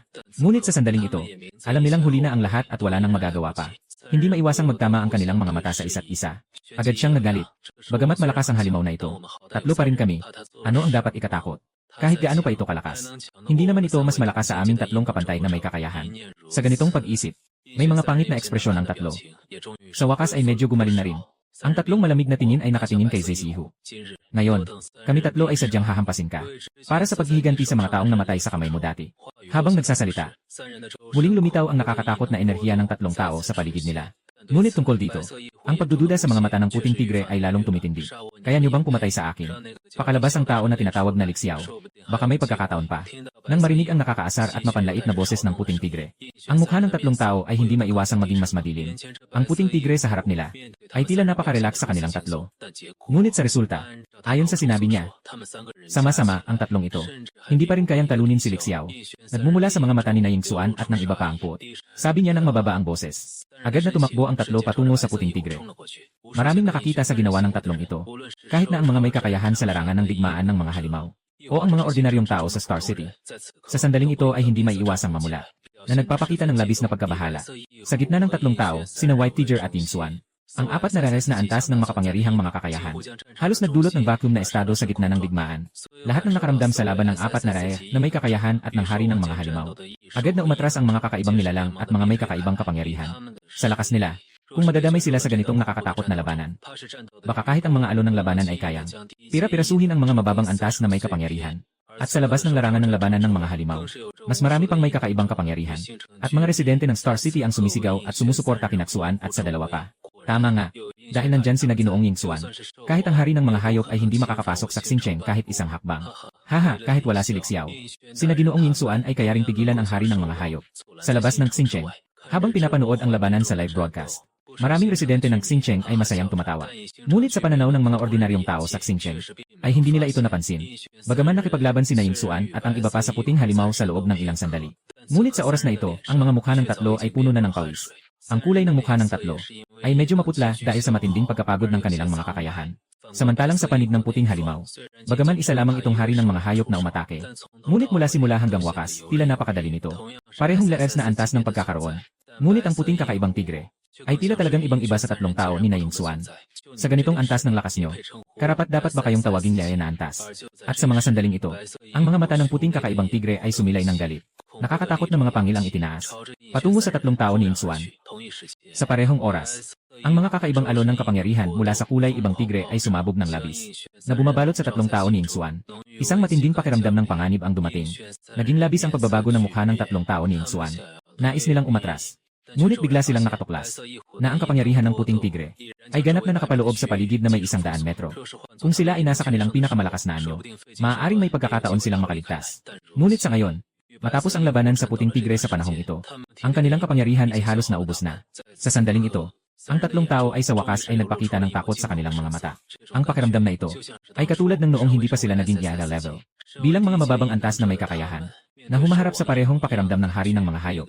Noong panahong iyon, si Li Xiao lamang ang nagbabantay sa gilid ng bituin ng lungsod. Mapalay ang lahat ng hari ng hayop. Akala ko noon. Sa ngayon, dapat kaya na nilang makipaglaban sa hari ng hayop. Pero ang nangyari, tumalbog ng matindi ang katotohanan sa kanila. Kayang-kaya ni Li Xiao na mapalay ang isa, dalawa, o higit pang mga hari ng hayop. Pero ngayon, kung sila ang papalit, tatlong tao ang nagsama-sama. Pero kahit sa harap ng isang dayuhang halimaw na hari, ang itsura nila ay napakaawang-awa. Dala-dala ang nakakatakot na alon ng kakaibang kapangyarihan. Ang malalaking kuko ng kakaibang tigre ay malakas na pumatak sa tatlong tao ni Yingxuan. Sa kasabay nito, sa Star City, lahat ng mga taong dati ay masaya at nagkakatuwa ay nagmukhang nakapako ang mga mukha. Dahil sa pagkakataong ito, hindi na nakayanan ni Na Yingxuan at ng dalawa pa ang muling pagtanggol laban sa atake ni Zesihu.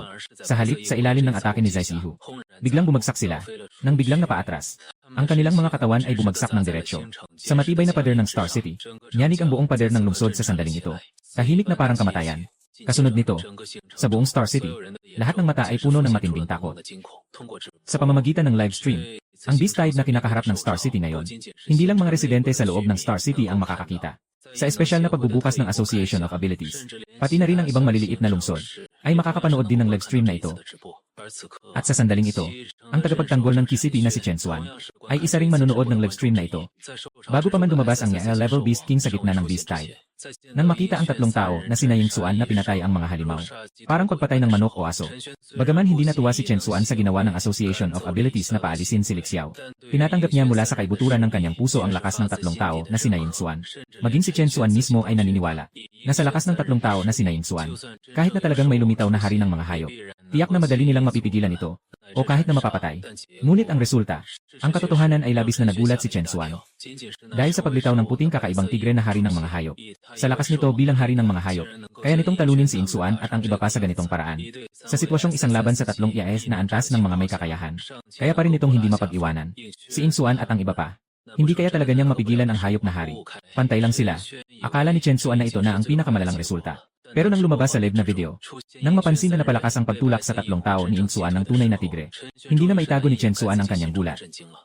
Kahit na siya ay isang level na supernatural, nanginig din ang kanyang puso sa takot. Ang pagsasama-sama ng tatlong yaes na antas ng mga may kakayahan, ay hindi pa rin naging sapat laban sa isang hari ng mga hayop. Tinalo pa rin sila ng harapan. Ito ay isang bagay na hindi kayang isipin ng sinuman. Ang puso ni Chen Xuan ay naging mas desperado. Noong una ay inisip niya, na basta't siya ay maging yae na antas sa hinaharap, mayroon na siyang karapatang makipaglaban sa hari ng mga hayop ng harapan. Kahit na isang araw pa man na umalis si Li Xiao mula sa kitchen, kaya ni Chen Xuan na mapanatili ang kaligtasan ng kitchen mag-isa. Pero, sa pagkakataong ito, ang live stream, ay tuluyang nagwasak sa pangarap ni Chen Xuan. Ang karaniwang lae na klase ng supernatural, ay hindi kailanman kalaban ng Beast King. Sa sandaling ito, nakikita nila sa live na palabas ang tatlong si Ying Xuan na nanghihina at may dugo sa bibig. At ang mga tagapagsalaysay sa mga pader ng lungsod ay nagpakita na, nang hindi maipaliwanag na takot ng mga may kapangyarihan. Ang mga mata ni Chen Xuan ay hindi maiwasang maging mas komplikado. Hindi alam kung sa asosasyon ng mga may kapangyarihan. Noong pinatalsik nila si Li Xiao, naisip ba nila na darating ang ganitong sitwasyon? Si Li Xiao ay may kakayahang ipagtanggol ang Xingqiang sa loob ng 5 taon. At paulit-ulit na napigilan ang Beast King, hanggang sa pag-unlad ng Xingqiang at ng Association of Abilities. Sa kasalukuyang sukdulang antas. Ngunit hindi ito nangangahulugang ang karaniwang lees na antas ng mga may kakayahan, ay kayang gawin ng Qi ang mga nagawa ni Li Xiao. Ang tatlong tao ngayon na sina Ying Xuan ay isang napakagandang halimbawa. Kapag tunay na humarap sa Beast King, ang agwat nila kay Li Xiao ay tiyak na lumitaw. Ngunit sa sandaling ito, kahit na gusto ng mga tao sa association ng mga espesyal na kakayahan na magsisi, mukhang huli na ang lahat. Sa katunayan, si Li Xiao ay matagal nang umalis sa association ng mga espesyal na kakayahan. Isang kakaibang ideya, ang hindi may iwasang pumasok sa isipan ni Chen Xuan. Sa pagkakataong ito sa Xingqiang, mukhang talagang matatapos na ito. Walang sinuman ang makakapag-isip. Ito ang unang alon ng mga halimaw na naranasan ng Xingqiang matapos umalis si Li Xiao, na hindi kayang pigilan ng Xingqiang. Walang tunay na mga may kakayahang laban sa kae na antas ng halimaw. Kahit gaano pa karami ang natitirang mga may kakayahan, maging sila ay magiging biktima ng isang panig na pagpatay. Nang maisip ito, ang mukha ni Chen Xuan ay bahagyang nagbago. Ang kanyang katawan ay naglabas ng mga alon ng kakayahan. Tumayo at biglang nawala sa kanyang kinaroroonan. Tumuloy patungo sa maliit na bakuran kung saan nakatira si Li Xiao sa kitchen. Sa oras na ito, ang maliit na bakuran na tinitirhan ni Li Xiao ay ganap na naiba mula sa kabuluhan ng unang dumating si Li Xiao. Nang unang pumasok si Chen Xuan sa maliit na bakuran, ang kanyang tingin ay agad na nahatak ng 3 punong itinanim sa hilagang bahagi ng bakuran. Nakatitig si Chen Xuan. Pinutukan ng tingin ang 3 punla ng puno. Bilang isang S-class na may kakayahan. Bagamat ang 3 punla ay nasa batang estado. Agad na naramdaman ni Chen Xuan sa kanyang pagpasok sa maliit na bakuran, ang nakatagong espesyal na alon ng enerhiya sa 3 punla, na hindi nagpapakita, na may lilang kislap na paminsang sumisika. Ang ganitong alon ng enerhiya.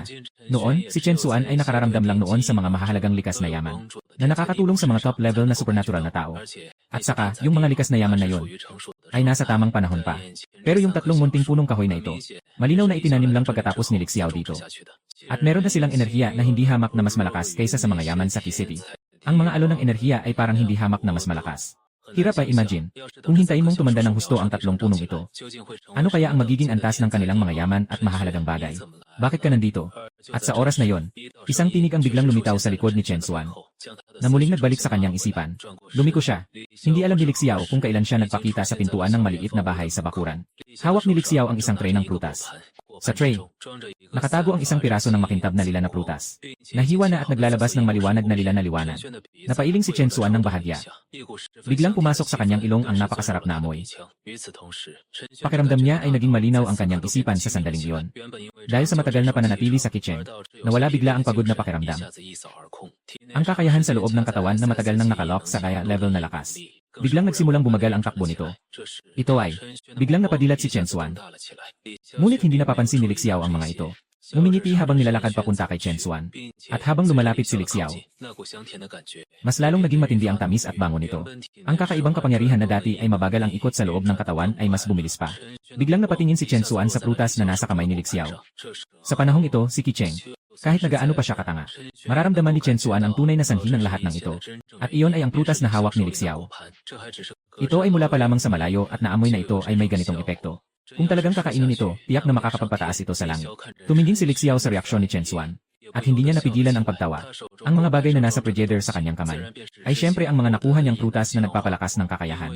Dahil kung ubusin ang lahat ng prutas na nagpapalakas ng kakayahan sa isang araw, ang katatagan ng katawan sa gamot ay magiging dahilan upang ang prutas na nagpapalakas ng kakayahan ay sayang ang dami ng nasasayang na epekto. Kaya plan ni Lixiao na kumain ng isa bawat araw.